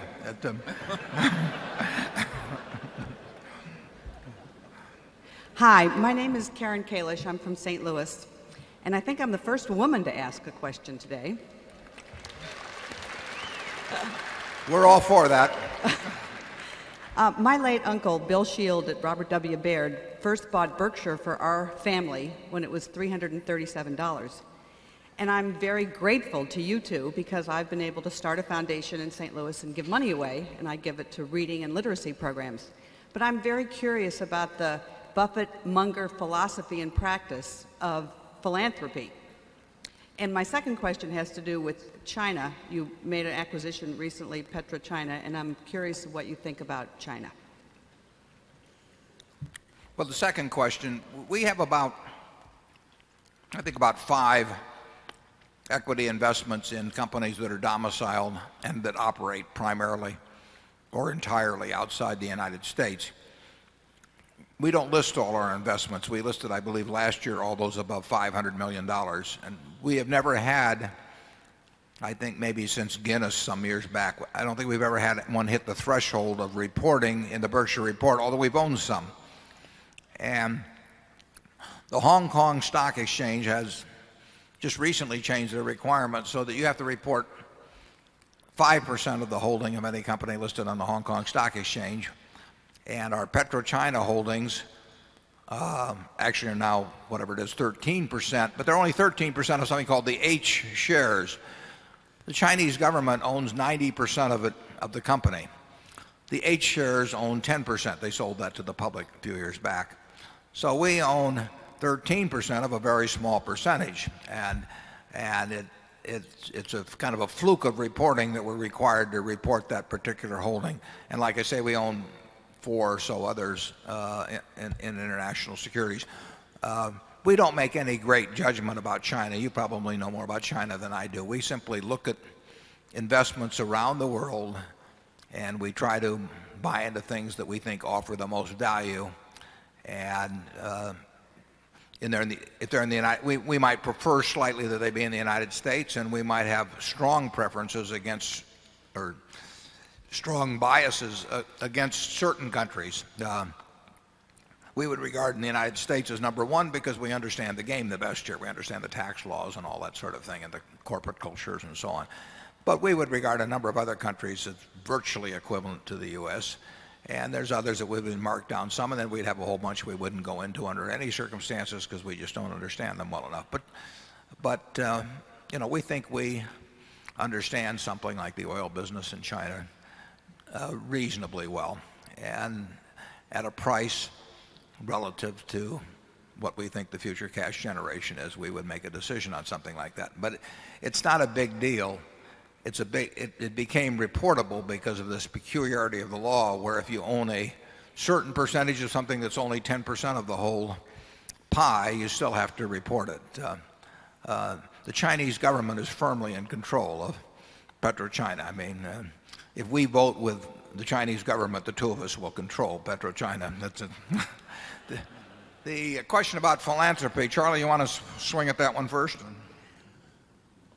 I think it's fair to say that both of us feel that the very fortunate owe a duty to the general civilization and even to the country of which he's a member. Whether you give as you go along or have the Buffett system of moderate giving as you go along and immense giving in due course, I regard as a matter of personal taste. I would understand the second position in that I would hate to spend all my time every day having people ask me for money. And I don't think Warren could stand it. Let's not even try. Let's not even try, Charlie. No. No way. I mean, it's a matter of record and it hasn't changed for, I don't know, 25 years probably, but basically everything I have at the date of, at the later of the death of myself or my wife goes to charity. I mean, at 99 and a significant fraction, and since my children are here, I'm not going to carry it out to 8 decimal places, but they, you know, why not? Think of it this way. Let's just assume that instead of being born as I was in a single birth, that I were in the womb and there was an identical twin next to me. Same DNA, same everything, personality, propensity to work, propensity to say whatever. Identical twin. Wasn't Charlie, it might look like him, but and there we are, the two of us. And a genie appeared. And the genie said, I've got a proposition for the two of you. You're going to be born in 24 hours, same talents, everything identical. And one of you is going to be born in Omaha, and one of you is going to be born in Bangladesh. And I'm going to let you two decide which one gets to be born in Bangladesh and which one gets to be born in Omaha. And I've got this system, and the way I'm going to work it is that we start the bidding, and whichever one of you bids the highest proportion of your estate to go to society, when you die, gets to go be born in the United States. I think you'd bet 100%. You know, you hear all of this about, you know, grit and pluck and all of these things, and how, you know, you've applied yourself working all your life and you've done all these wonderful things. Well, just imagine if I'd been born in Bangladesh, you know, and I'd walked down Main Street and said, you know, I allocate capital, you know. Let me show my stuff. You know, I'd have died of malnutrition. I mean, I wouldn't have made it through the first few months. The society that Charlie and I work in, I mean, we were luckier than hell. I mean, when we were born, the odds were 50-1 against us being born in the United States. So we hit the jackpot. And basically, you know, we've had all of the fun of working with this and working with good people, and money obviously opens lots of doors in life to interesting things. And if it goes back to society, like Charlie says, it can go back on the installment system through life. It can go back in a lump sum at death. I've mixed the two to some extent, but I weight heavily the lump sum.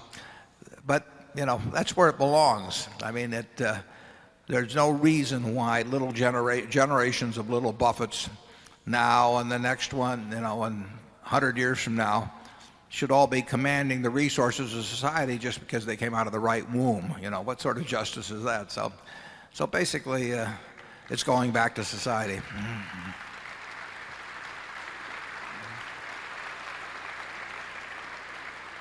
Were my children applauding there? Did we check that out? Number 4. Hi there. My name is Alex Rubalcava. I'm a shareholder from Los Angeles. I have a question about the financial characteristics of the businesses that you like to acquire and invest in. In your reports and other writings, Mr. Buffett, you state that you like to acquire businesses that can employ a large amount of capital to high returns. And in reading the writings and speeches of yourself, Mr. Munger, I've seen you say in Outstanding Investor Digest and other publications that you enjoy investing in companies that require very little capital. And I was wondering if these statements are at odds or if they are two sides of the same coin. And if you could elaborate using Berkshire companies, that'd be great. Sure. It's a good question. The ideal business is one that earns very high returns on capital and can keep using lots of capital at those high returns. I mean, that becomes a compounding machine. So if you have your choice, if you could put $100 million into a business that earns 20% on that capital, say 20 million, ideally it would be able to earn 20% on 120 million the following year and 144 million the following year and so on. That you could keep redeploying capital at these same returns over time. But there are very, very, very few businesses like that. The really, unfortunately, the good businesses, you know, take a Coca-Cola or See's Candy, they don't require much capital. And incremental capital doesn't produce anything like the returns that this fundamental return that's produced by some great intangible. So we would love the business that could keep deploying, in fact, even well beyond the earnings. I mean, we'd love to have a business that could earn 20% on 100 million now, and if we put $1 billion more in it, it would earn 20% more on that $1 billion. But like I say, those businesses are so rare. There are a lot of promises of those businesses, but we've practically never seen one. There have been a few. Most of the great businesses generate lots of money. They do not generate lots of opportunities to earn high returns on incremental capital. You know, we can deploy X at See's and earn a lot of money, but if we put 5X in, we don't earn any more money to speak of. We can earn high returns on X at the Buffalo News, but if we try to make it 5X, we don't earn any more money. They just don't have the opportunities to use incremental capital. We look for them, but they don't. So you've seen, I mean, we will talk theoretically about the businesses that are going to earn more and more money with incremental capital at high returns.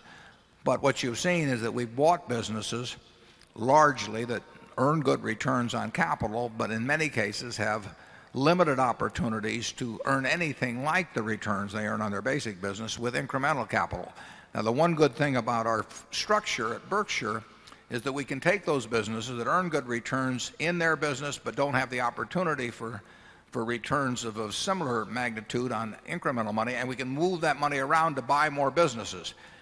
Normally, if you're take the newspaper publishing business, which has been a fantastic business over the years, you earned terrific returns on your own invested capital, but if you went out to buy other newspapers, you had to pay a very fancy price, and you didn't get great returns on incremental capital.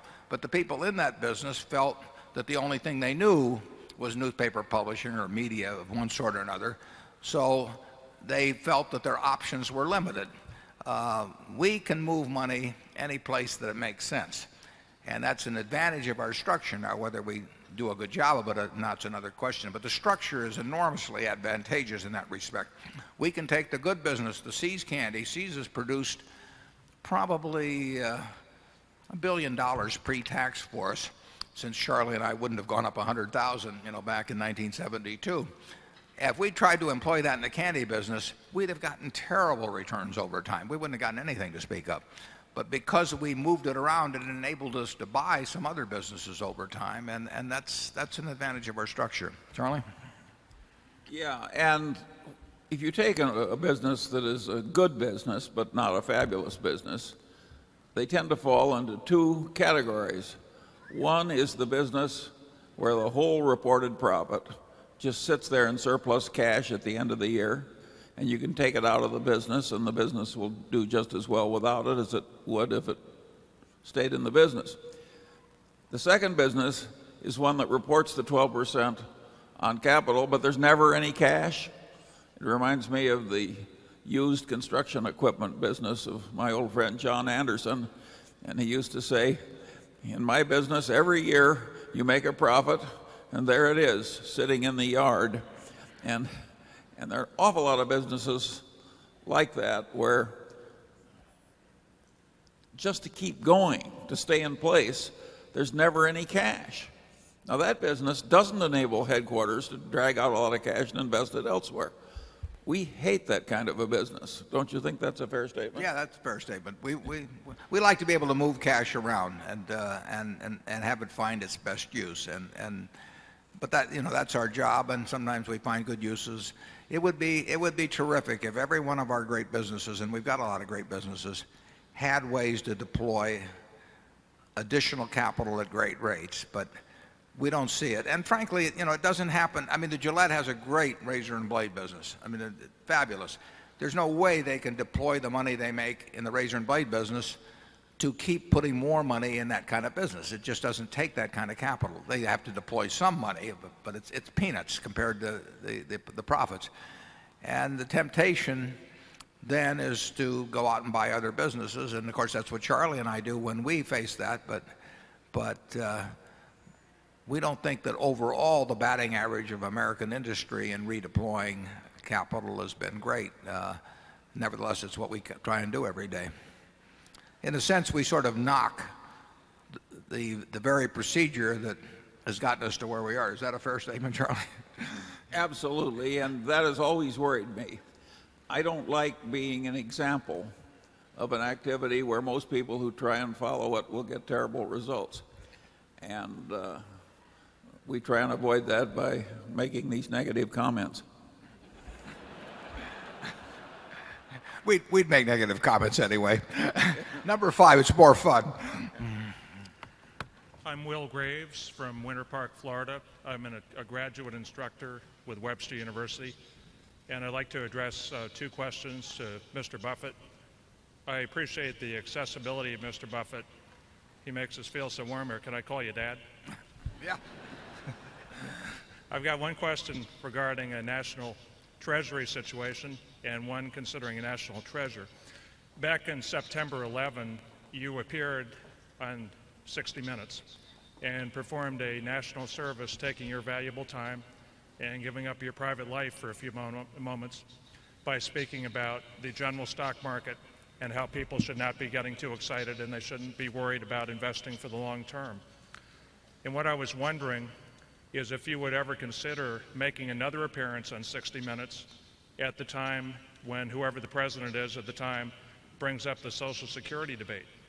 I spend a lot of time with nonprofit organizations, and the outrage that you hear from the working poor is that we talk about the tech turnaround, the tech profits of the last few years. They've gone through a whole cycle where people became multimillionaires at a time when the working poor never even got a minimum wage increase.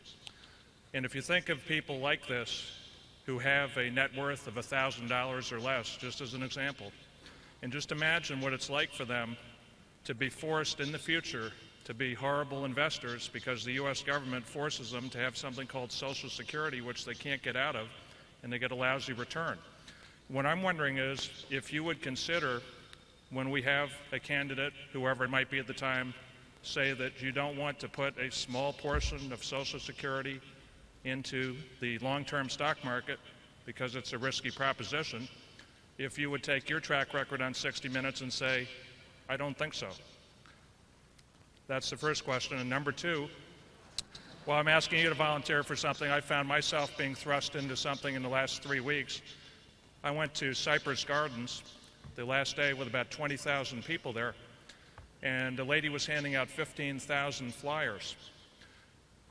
Several weeks from now, I'll be before Governor Bush with the Friends of Cypress Gardens. We have a website, friendsofcypressgardens.org, trying to keep a developer from clear-cutting the trees in Cypress Gardens, a national treasure. And my question is, would you consider contacting your cousin, Jimmy Buffett, about possibly helping us in some way? Doesn't have to be money, it might be an appearance, just might be some connections, where you might be able to help us in our efforts. I get asked to contact, probably the one I get asked to contact the most is Bill Gates, but I get asked to contact all kinds of people. I mean, everybody is slipping me envelopes with letters in them, sending things to the office and saying, won't you get this person? You know, all they can say is no. I don't make requests of my friends basically for anything. And I would spend the rest of my life doing it. They would feel, I would never know, what they were doing. I would never know what they were doing because I was asking versus what they really felt. I mean, it's an impossible, from my standpoint at least, that's an impossible game to get into in terms of, I mean, when Kay Graham was alive, everybody, wanted her for one reason or another, and they've all got causes, and frankly, they want to use me to get her or Jimmy Buffett or whomever to say yes to something that they're saying yes to partially because they feel they don't want to say no to me, and I just don't want to use my friendship for that purpose, frankly, and I don't do it even for things that I strongly believe in myself. I do them. They may know what I'm doing, and if they want to pick up on it, fine. I mean, but I have never, I can't remember ever requesting anybody to make a contribution or do anything myself. I mean, what I do is a matter of record, and if other people want to pick up on it, fine. But I've never had one of those honorary dinners where they send out, to all the suppliers to Berkshire and everything, and start leaning on them and saying, we're honoring Warren. Well, hell, if they want to honor me, they can honor me without soliciting all my friends for money. I mean, I don't consider that much of an honor if the reason they picked me was because I got rich friends. So I just don't do that. On the public policy question, what I did on September 11th when Jack Welch and Bob Rubin and I went on there, I will do those things occasionally. I've written some op-ed pieces. I think, and I get tempted very often. In fact, I've written some that I haven't sent in. But I do think that there's something unattractive about a very rich guy that pops off on everything. And you may think by listening to us today that you've got two guys up here that do like to pop off on everything. But and we do have opinions on almost everything. But I just think there's some things I get, I wrote on campaign finance reform, and I've written on taxes, and I will do more of that, but I do try to hold myself in check somewhat because there's a little bit of, this I'm rich, therefore I'm right type stuff that I don't think sits very well, and I know when I see it in other people, I don't like it, that, I'm a celebrity, therefore, you got to listen to me on everything that I say, and it just, it turns me off at some point, but like I say, I have done it, and there could be occasions, and there will be occasions, I'm sure, when I'll cross my threshold level and figure I really want to say something, and people can ignore it or otherwise, but I think there's some danger of overexposure on that sort of thing, and I think you've seen it with certain people. Charlie? Warren, would you agree or disagree that forcing a certain part of Social Security into common stocks is a good idea? No, I would not. I would not agree with the one that the gentleman suggested. I think that actually Social Security has been a tremendous thing for the working people of this country. It's been an intergenerational pact. It's not insurance. It simply says, like a family might say, except it extends the concept of family to the whole United States, that if you produce for this country when you're between the ages of, and I think the upper age limit should be extended, but between the ages of X and 65, that society will provide some base level of income for you for the rest of your life. And I think a rich society should do that. So I think that when you have a $10 trillion society, we should do that. I would agree. I think Social Security, you can argue, it's one of the most successful governmental programs we have. And people treat it as a pure disaster coming or something like that. That's not my view at all, and I wouldn't put it in common stocks either. I think Social Security works pretty well just about the way we're doing it. Yeah, we will give a base income to and we should in this country, to everybody that leads a reasonably productive life, and they don't have to worry about how long, whether they live to be 90 or 100. And people do worry in their old age, and we don't need a bunch of people who, go off to war when we need to defend, the rights of our country and act in every way as good citizens, but they just don't happen to have the ability to make a lot of money, like maybe Charlie and I can. I think they need a base level, and I think that an intergenerational compact like we have it's really a magnificent idea, and I think the country's a lot better off for it. I think that telling them that they can save $500 or $1,000 and put it into stocks and have everybody lobbying Washington about who will handle it. Everybody thought it was a great idea a few years ago, and I think it's a very bad idea, frankly. Charlie? I like it a lot less than you do. Number 6. Good afternoon. My name is Ravi Gilani. I come from New Delhi, India. I have questions regarding management policies. Since you follow quite different management policies, I would like to know the impact of them on the management CEO's motivation. Mr. Munger has mentioned that where capital is unimportant in a business, you tend to give the CEO a part of the earnings. You have also mentioned that you do not greet good work by raising the bar. Clearly, static earnings over a period of time may become successively less valuable. My question is in now 4 parts. Bearing the above in mind, could you give us an example of compensation policy in Berkshire subsidiaries which illustrate your thinking on the subject of executive compensation? Number 2, though you do charge subsidiaries for using capital and believe in linking rewards to bottom line performance, Mr. Munger does not respect economic value added as a concept. Could we have your thinking on EVA as a tool to monitor and reward corporate performance? Number 3, do you restrict yourself to setting compensation policy for the CEO, or do you involve yourself in larger part of the organization? And finally, you do not have any retirement age for the CEO. Does it impact the moral motivation of the people below the CEO? Charlie? He knew that was coming. Well, one, you're right. Where a business requires practically no capital, we tend to reward the management based on the earnings. The minute the business starts requiring capital, we tend to put a capital factor into this compensation system. We don't have any one standard system. They're all different based on accidents of history and circumstances. But where capital is an important factor, of course, we take it into account. As far as effects on morale, as far as I've ever been able to see, the morale's pretty good in the Berkshire subsidiaries, and the Berkshire managers practically never leave. And my guess is we have about as low a turnover rate as any place around. Is that right, Warren? Well, I'm sure of that. And besides, the no retirement policy is wonderful for my morale and Charlie's.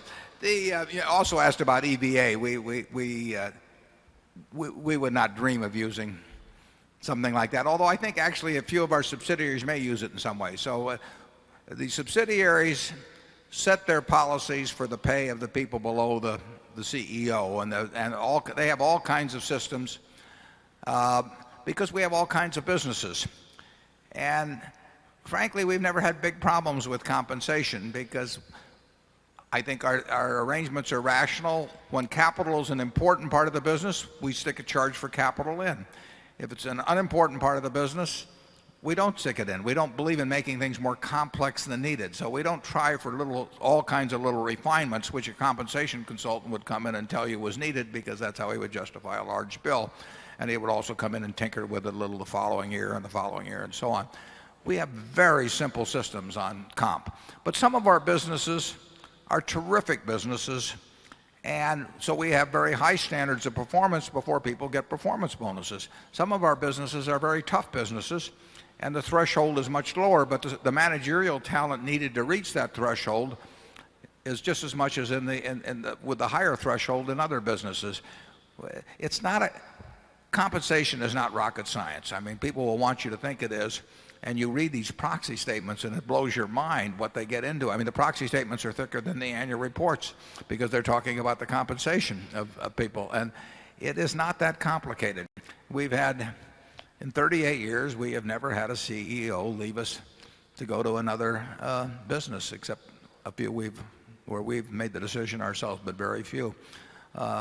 And it is, I see all of the time and effort put in because frankly it pays off for the CEO to do it, and then they create a whole department that spends all their time attending conferences about compensation methods, and they have consultants in, and it becomes an industry, and it isn't going to break itself up. I mean, when you get a huge bureaucracy involved in making all kinds of pay determinations and everything, it's never going to go away unless you do something about it. But that's true of any bureaucracy we run into. We don't have much bureaucracy at Berkshire. I think that there's no question that our no retirement policy means that somebody who's just itching to be the CEO of a business and they see that the CEO is 65 and then 70 and then 75 above them at some of our companies is probably not going to stick around. I mean, we don't develop naturally lots of number twos because we can't promise them that number one is going to go out the door.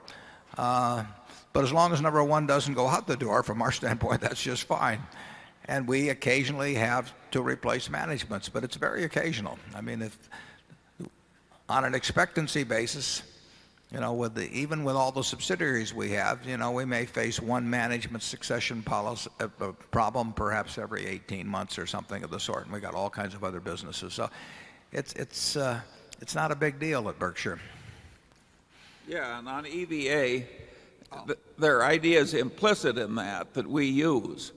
For instance, hurdle rates based on opportunity costs, a perfectly reasonable concept. But to us, that system with all its labels and lingo has a lot of baggage that we don't need. We just use the implicit simple stuff that's buried in EVA. Yeah. We could spend $1 million a year on consultants to get an answer we can get in 5 minutes, frankly. I mean, it just isn't that complicated. But can you imagine a consultant coming around and saying, I've got a one-paragraph compensation arrangement for you? Are they going to be able to send you a large bill for their consultancy? Of course not. So they've got to make things complicated. And we don't believe in that. We want things that are very easy to understand, and we've just never had a problem with it. And we get good results out of our managers. The main reason we get good results out of our managers is that, they like hitting 400. They like hitting 400 and being fairly paid, but the fact that they batted 400 is the biggest thing to them in life, and it's sort of the way we feel. If we get a good batting average in our business performance, the pay is incidental. Now, it shouldn't be incidental to our managers. It's got to be fair, or nobody wants to work in an environment where they feel they're being treated unfairly. But that is not a complicated procedure. And we do make them very specific to the enterprise that's under their control. We do not pay the people at See's Candy based on how the Buffalo News does or vice versa. And I can show you a lot of crazy compensation systems in corporate America where that really is the ultimate effect of what's happening. Number 7. Good afternoon. I'm Paul Butterfield from Clarksville, Maryland. You wrote in the annual report about the dangers of systemic dangers of derivatives and the growth in derivatives. An example would be a Six Sigma event that would cause domino effect and dangers to the solvency and operations of maybe financial institutions and other firms, possibly including brokerage firms. Do you think this recommends to an individual investor that we might consider not holding stocks in street name? Charlie, they addressed that somewhat. There were some domino effects in the very early 70s in Wall Street. I think certainly the failures of some brokerage firms in part led to failures of others. It wasn't a classic domino situation. And of course we had domino effects in banks if you go back 100 years in this country. Anytime you have financial institutions that interrelate in many ways and have big receivables and payables balances with everything, you've always got the danger of domino effects. And that's a factor in the insurance business. It's a factor in banking business. I think it'd be less in the brokerage business. I would think if you owned securities in a cash account with any large stock exchange firm, it wouldn't worry me. I've got lots of personal securities, sitting with a very large stock exchange firm, and that does not bother me. But I mean, there have been little firms that have been fly-by-night types, and I don't even know all the rules on margin accounts. But if somebody has got the right to repledge your securities and they get in trouble themselves, I don't know anymore what the SIPC. There's a SIPC protection, but I'm not. It's not unlimited at your level. Yeah, I think that's true. And no, I would think twice between having all my securities rehypothecated by somebody else. A cash account, I think the cash accounts are segregated, aren't they, Charlie? Yes. Yeah. Number 8. Good afternoon, Mr. Buffett and Mr. Munger. My name is John Norwood, and I hail from Des Moines. Thank you for providing this opportunity to speak today. I have 2 questions, one as an individual investor and one as a state resident. The first has to do with intrinsic value. Can you provide some additional cliff notes for working with the Berkshire Hathaway annual report and calculating an intrinsic value for the stock? I'm a little bit hazy. And the second question has to do with public sector investing. As an example, the state of Iowa is considering the creation of a $1 billion values fund. What sorts of guidelines, strategies, and advice would you employ if you were responsible for investing this money on behalf of the general public? Are there any significant differences when representing shareholders versus the general public? Thank you. Yeah, elaborate, if you will, just a second, because I am not familiar with that $1 billion. Is the state of Iowa literally creating a $1 billion fund to invest in equities on behalf of the people? That's what's being proposed. Is that right? Oh. Charlie, what do you think about that? That's a new one to me. I think it's a pretty dumb idea. Yeah. He lives in California. That's why I had him answer. I live right on the border here, so I would.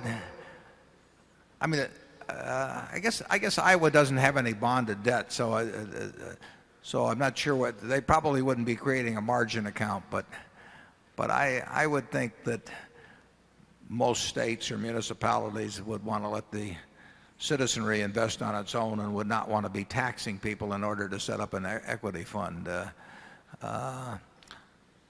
So that strikes me as a pretty novel idea. Charlie? In California, certainly the investment management partnerships use all kinds of political contributions to finagle their way into managing state pension funds, et cetera, et cetera. It's not a pretty scene.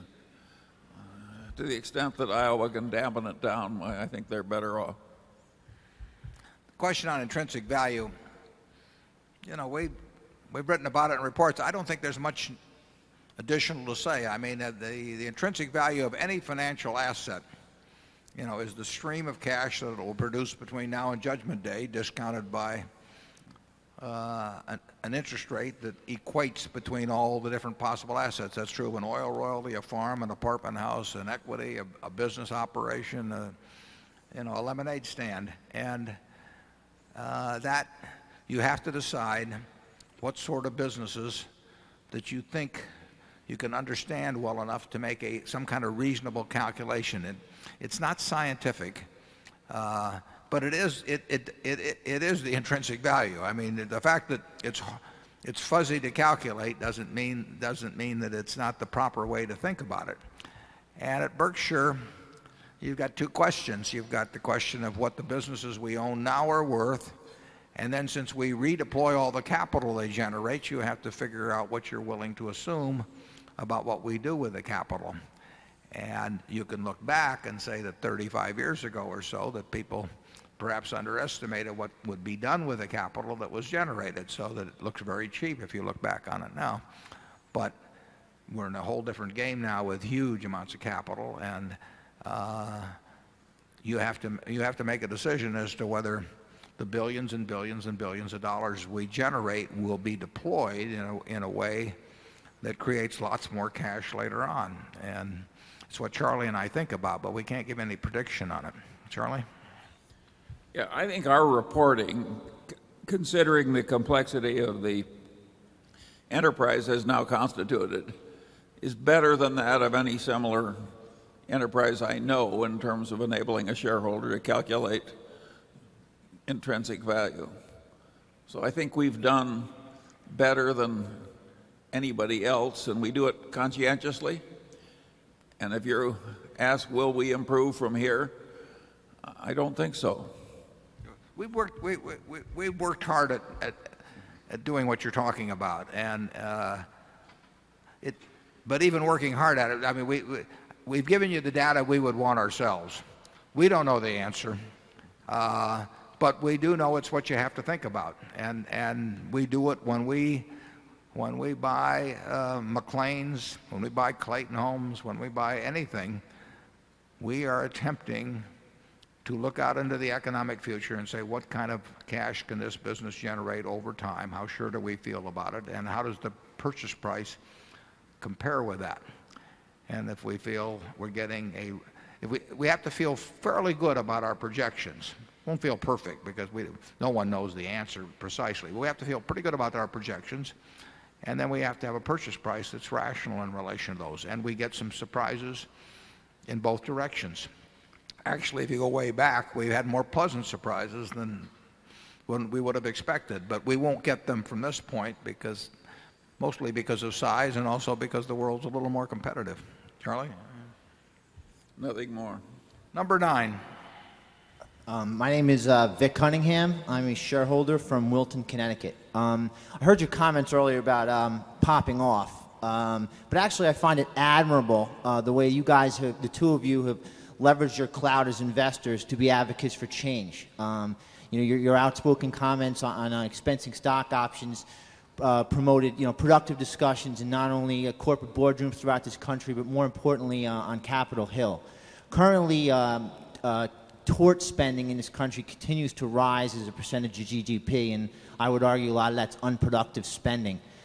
Is there a point, and it seems like right now that they're trying to stretch their tentacles not only from tobacco companies, but to consumer product companies like McDonald's and possibly even Coca-Cola. Is there a point where you would use your considerable clout to try to guilt Congress into moving towards some kind of comprehensive tort reform for this country? Well, I'm sympathetic to what you're saying. I would say that our considerable clout is nothing compared to the clout of the plaintiffs' lawyers. There's no question that in a certain way it's appalling when you look at the frictional costs to society of the tort system we have. But Charlie is a lawyer. He can probably speak much more intelligently than I can as to how you could modify this, because there are plenty of things wrong too. I mean, it's sort of infuriating to see specious shareholder suits raised on any kind of a deal just because there's a lot of D&O insurance and they know people will pay off rather than go through the nuisance of a suit. And we don't pay off, but corporate America does, and so it's a game. And the people that pursue that activity, are not pursuing it, I think, in many cases because of a great pursuit of justice, but because it's a damned profitable sort of game. And the people that are paying, it usually doesn't come out of their own pockets. So it gets back to the lack of parity and the interest of the people on both sides. But then when I look at some of the things that have happened in corporate America, I certainly don't want to get rid of the plaintiffs' lawyers either entirely, because I think some terrible things have happened and I think people should pay. I just wish the people paid rather than the D&O carriers, because when a D&O carrier pays, or when a company pays, the costs get socialized, and the people that did the wrong things seldom pay out of their own pockets. Charlie, tell me, how do we improve the tort system? Well, if you define the tort system to include the workman's compensation system, which I would, you get terrible abuses. In California, Costco has about 1/3 of its employees and 2/3 of its workman's compensation expense. California has institutionalized fraud. Fraudulent chiropractors, fraudulent lawyers, fraudulent what have you. And they put this enormous burden on business, and of course, eventually the jobs will leave. I had a friend who took a plant away from Texas where he had workman's compensation expense of 30-odd% and took it to Ogden, Utah, where it went to 2%. So fraud allowed to run builds on itself, and then you've got all these lawyers and lobbyists who like the fraud, and chiropractors and God knows what, and so it's a major problem. And in California, it's gotten so bad that my guess is there will be some reform, even with a 2/3 Democratic legislature. What would change in terms of the shareholder situation? Well, that's harder, because if you take the worst of the plaintiff's lawyers, half the time they're suing somebody that's behaved terribly. Now, they're suing in a process where a lot of money is paid out, as you say, on a socialized basis and doesn't really go to the people that were hurt. So they're like a public scold that gets paid an enormous sum out of the public. But certainly a lot of the defendants in these cases that are screaming about the plaintiff's bar have done some very regrettable things. So I think that gets very hard to figure out what should be done. The present system is crazy, and I don't know how I'd improve it. You could easily improve it if you could count on government being rational and fair. But how do you do that? Would you do anything toward making the people who were defendants in D&O situations pay any portion of it themselves or not?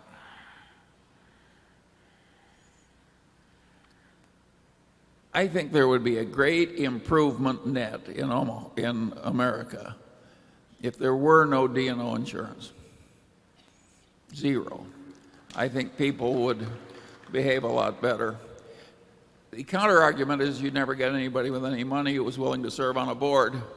But my guess is that net, even after taking into account that little problem, the system would work better than the present one. Number 10. John Goss, Key West, Florida.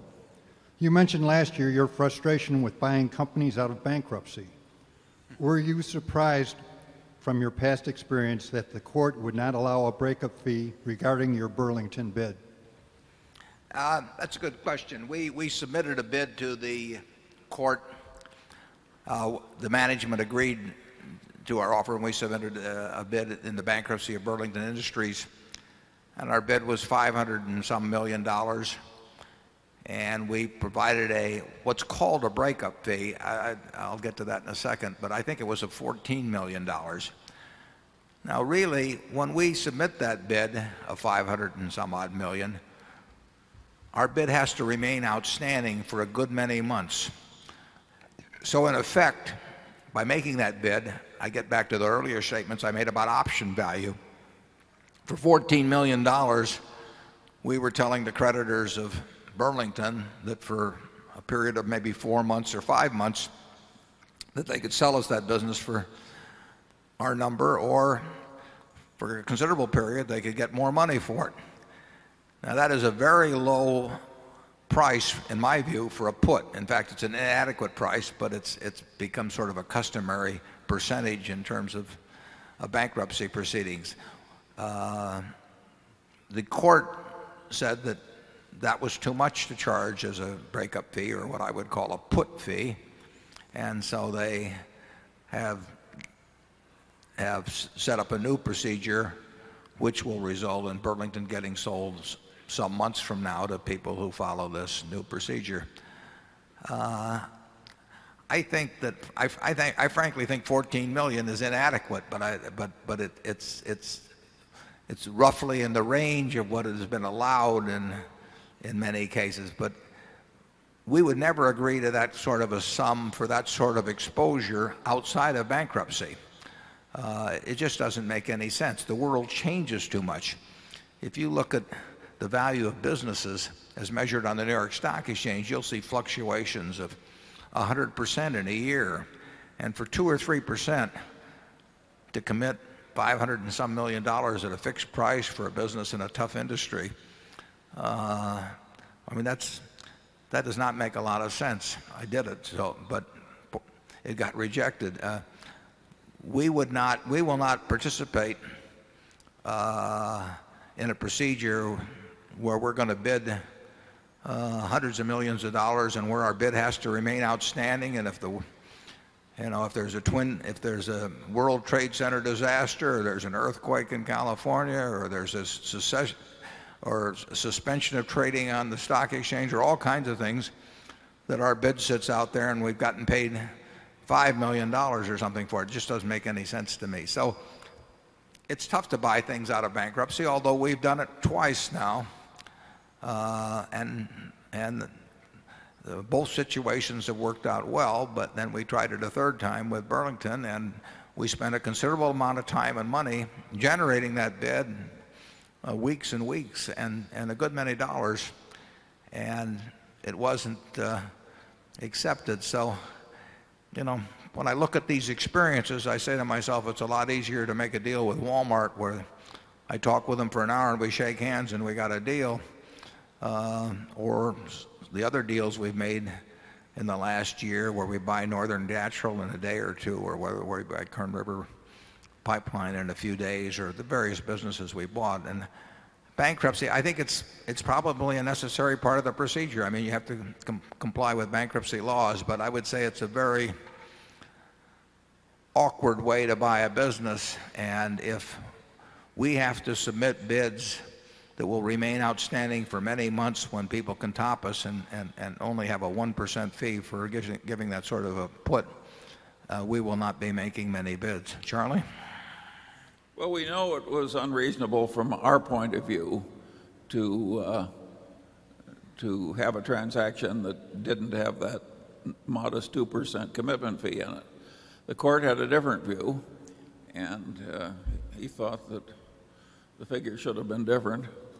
And who knows? We'll see how it all works out. Number one.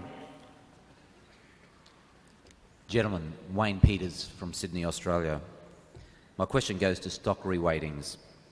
Could you describe your thought process in firstly determining your commitment weighting level in a new investment? Marketable securities is what I'm referring to. And secondly, your thoughts on potential reweighting. Your record, and clearly in the earlier days as opposed to now, would indicate that on average you're either in a stock or out of it, though on occasion you've topped up and lightened up. Charlie, I'll let you have one. I didn't fully understand that question. Referring to how you make an initial commitment to a marketable security investment in regards to making it maybe a 5, 10, 15% commitment, how heavy you decide to go into a position initially. Well, we ordinarily don't like small positions.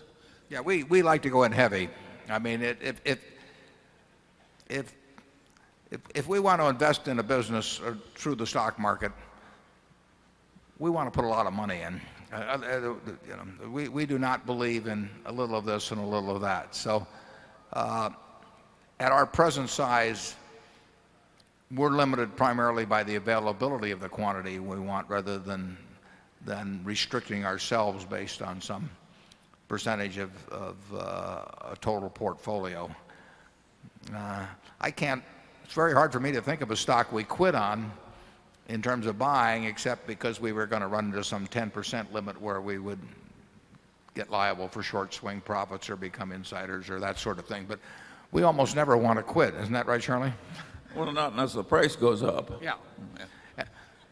And of course, that's where we made our big mistakes. I mean, I've made the big mistakes, actually. There have been a couple of things that we knew enough to buy that were in our circle of competence where we could have bought lots of stock, except it went up a little bit, and then we faded because of the price. But we didn't fade because we didn't want to put more than X dollars in.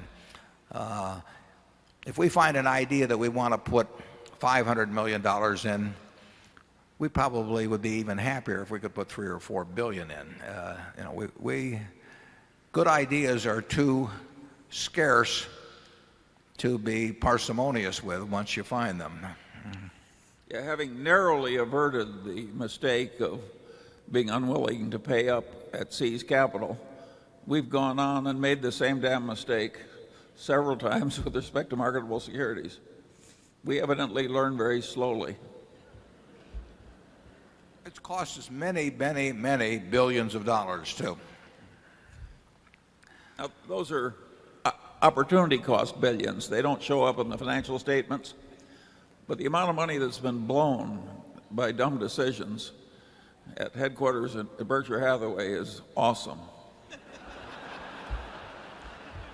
Well said. Yeah. Number 2. Hi, I'm Steve Casbell from Atlanta. My question involves interest rates. When you calculate the intrinsic value of a business in a period of low interest rates like we have currently, do you use a higher discount rate to factor in higher rates in the future? And also, do you ever look at a company's free cash flow yield relative to current rates? And if I could also get your thoughts on the dividend tax cut. If by some miracle the politicians think logically and get rid of the dividend taxes, would Berkshire ever pay a dividend? The question on discount rates, we use the same discount. I mean, in theory, we would use the same discount rate across all securities, because if you really knew the cash they were going to produce, that would take care of it. We may be more conservative in estimating the returns of cash from some, but the discount rate we would use as a constant. Now, in terms of where we commit, we don't want to use the fact that short-term rates are 1.25% to think that something that yields us 3% or 4% is a good deal. So we sort of have a minimum threshold in our mind below which we're unwilling to commit money. And we're unwilling to commit it whether interest rates are 6 or 7% or whether they're 3 or 4% or whether they're on a short-term basis 1%. We don't want to get hooked into long-term investments at low rates just because they're a little bit better than short rates would be or low government rates would be. So we have minimum thresholds in our mind. I can't tell you precisely what they are, but they're a whole lot higher than present government rates would be. And at other times, we'd be very happy owning governments just because we feel that they offer attractive enough rates. When we're looking at a business, we're looking at holding it forever. And we want to be sure we're getting an adequate return on capital. We don't regard what we can get on short-term rates now as adequate, but we'll still bend a little bit and start settling for lower rates for 30 years because rates for 30 days are so low. We would rather just sit it out and wait a while. The tax on dividends, I've used this illustration before, but I'm paying about the same percentage of my income to the federal government as my secretary does. Now, I pay more in income tax rates than she does. I pay a higher marginal tax rate by some margin than she does, but she pays way more in Social Security taxes than I do because I only pay on the first, whatever it is, 70 or 80,000 of income. And so she is paying between what we pay at the company for and what she pays. We're paying 12 or 13% or whatever it is of that. So we both end up paying fairly similar percentages of our income to the federal government every year. If Berkshire were to declare a $1 billion dividend and my share of it was $330 million and it were tax-free, as the Bush people originally suggested, and it would be tax-free. I mean, we have lots of taxable earnings at Berkshire.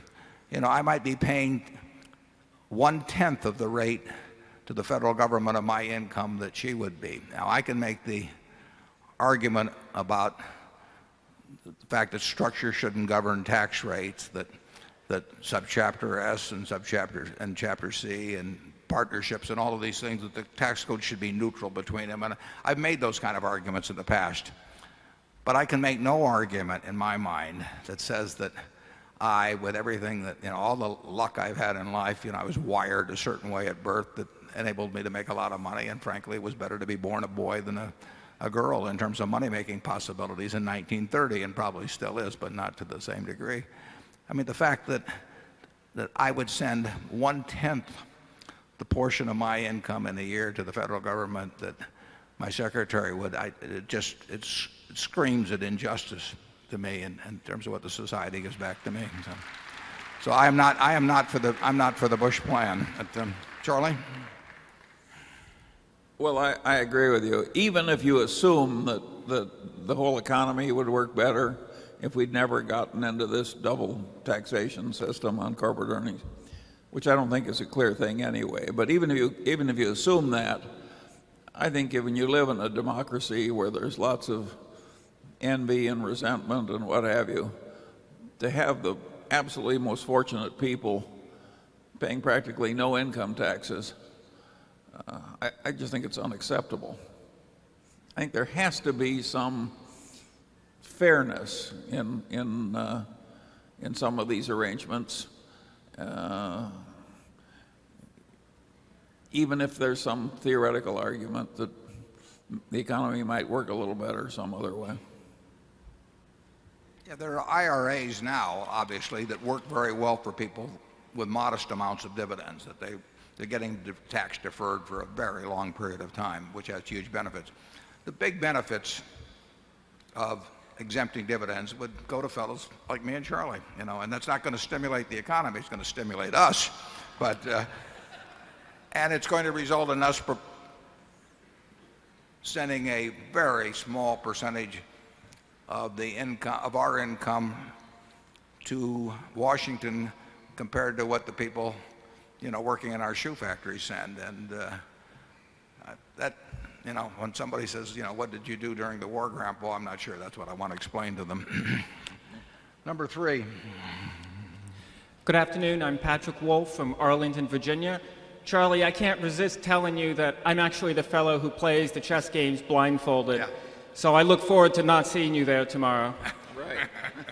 I actually have a two-part question. I'd like to ask you to elaborate a bit how you think about opportunity cost. And I think I'm going to be elaborating very much on the very last question that was asked. First of all, in the annual report, you say explicitly that you look for a 10% pre-tax return on equity in looking at common stocks. And I think you talked earlier about how you built up from that for 5 to 6% after-tax return, and then you layer on inflation and then layer on taxes. My first question would be, how do you adjust that required rate of return across periods of time? So, for example, when interest rates are higher, and do you look for a different equity premium return over different periods of time?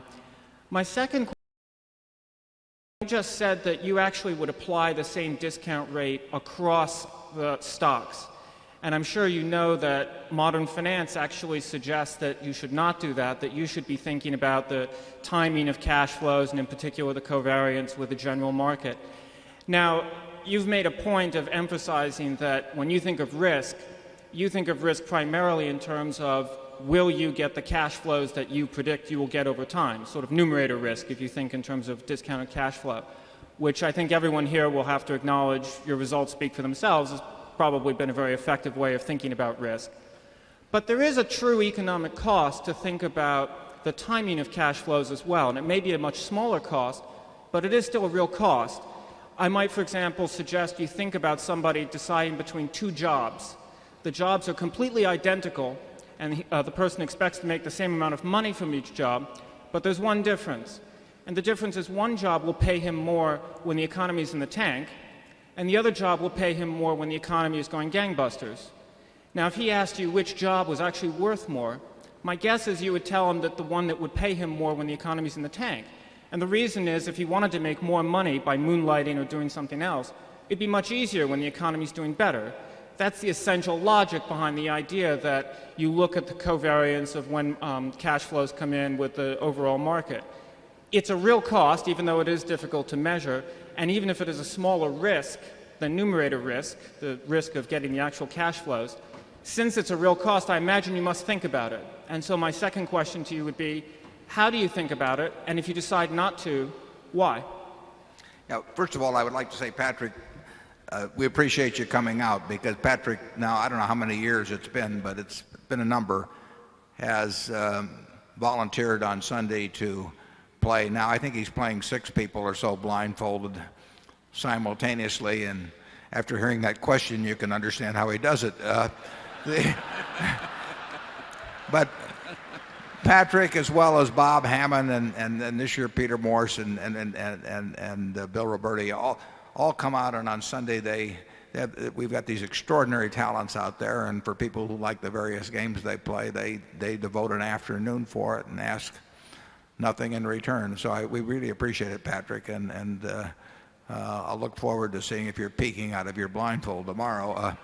The question on opportunity costs and the 10% we mentioned, basically that's the figure we quit on, and we quit on buying. We don't want to buy equities where our real expectancy is below 10%. Now that's true whether short rates are 6% or whether short rates are 1%. We just feel that it would get very sloppy to start dipping below that, and we would add. We feel also obviously that we will get opportunities that are at least at that level and perhaps substantially above. So there's just a point at which we drop out of the game, and it's arbitrary. We have no scientific studies or anything, but I will bet you that a lot of years in the future, we or you will be able to find equities that you understand or we understand, and that have a probability, the probability of returns at 10% or greater. Now, once you find a group of equities in that range, now, and leaving aside the problem of huge sums of money which we have, then we just buy the most attractive. That usually means the ones we feel the surest about. I mean, as a practical matter, there's just some businesses that possess economic characteristics that make their future prospects far out, far more predictable than others. There's all kinds of businesses that you can't remotely predict what they'll earn, and you just have to forget about them. But when we have over time gotten very partial to the businesses where we think the predictability is high, but we still want a threshold return of 10%, which is not that great after tax anyway. Charlie, do you want to comment on that portion of that question first? Yeah, I think in the last analysis, everything we do comes back to opportunity cost. But to some extent, in fact, to some considerable extent, we are guessing at our future opportunity cost. Warren is basically saying that he's guessing that it's in due course to put out money at pretty attractive rates of return, and therefore he's not going to waste a lot of firepower now at lower returns. But that's an opportunity cost calculation. And if interest rates were to more or less permanently settle at 1% or something like that, and Warren were to reappraise his notions of future opportunity cost, he would change the numbers. It's like Keynes said, what do you do when you change your view of the facts? Well, you change your conduct. But so far, at least, we have hurdles in our mind which are basically, well, they involve implicitly future opportunity cost. Right now, with our $16 billion that's getting 1.25% pre-tax, that's $200 million a year. We could very easily buy governments due in 20 years and get roughly 5%. So we could change that $200 million a year to $800 million a year of income. And we're making a decision, as Charlie says, that it's better to take $200 million for a while on the theory that we'll find something that gives us 10% or better than to commit to the $800 million a year and then find that in a year thereabouts when the better opportunities came along that what we had committed to had a big principal loss in it. But that's, you know, that's not it's not terribly scientific, but all I can tell you is in practice it seems to work pretty well.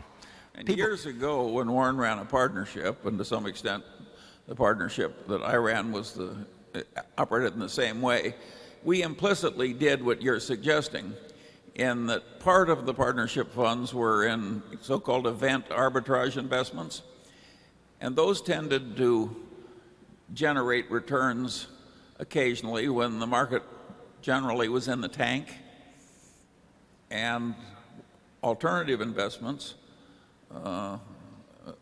would more mimic the general market.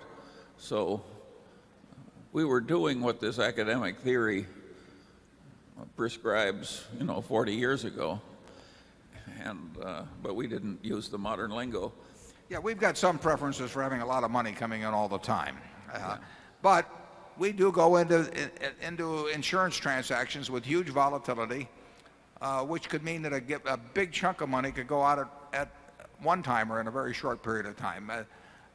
And we won't give up a lot in expectable return for smoothness. But if you give us a choice of having money come in every week and the same present value of money coming in very lumpy ways that we wouldn't know about, we would choose the smooth. But if you give us a choice of a higher present value for the lumpiness, we will take the lumpiness. And that's usually the choice that's usually, we get offered that choice.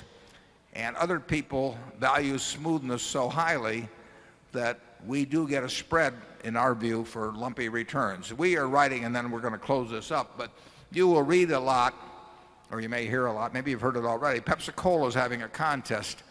They're going to have a drawing in September. The contest goes through a lot of little phases, but in the end, there's going to be one person who's going to have one chance in 1,000 of winning $1 billion. That $1 billion will have a present value of maybe $250 million. If whoever gets to that position hits the number, we will pay it. And we don't mind paying out $250 million as long as we got paid appropriately for us. And that would create bad cash flow that particular week. We're willing to, maybe even for 2 weeks, we're willing to assume that for a payment, and very, very few people in the world are, even those that can afford it. We would even assume it for $2.5 billion present value. We'd want more proportionally to assume it for that. But Charlie and I think, would agree that we would take that on if we got paid well enough for it. We wouldn't do it for $25 billion, but we will do things, and therefore, we get the calls on that sort of thing, and that is more profitable business over time than bread and butter business. It also can, it can lead to you having an intense interest in watching the television show when the drawing takes place, making sure who draws the number too. Charlie, you have anything to add, and then we'll... Yeah, but once you're talking about opportunity cost that's personal to yourself and your own situation, you've departed from modern finance totally, and that's what we've done. We're intelligently making these guesses as best we can based on our own circumstances and our own abilities. I think it's crazy to do it based on somebody else's circumstances and somebody else's abilities. Thanks for coming, and I hope we see you all next year. Yeah.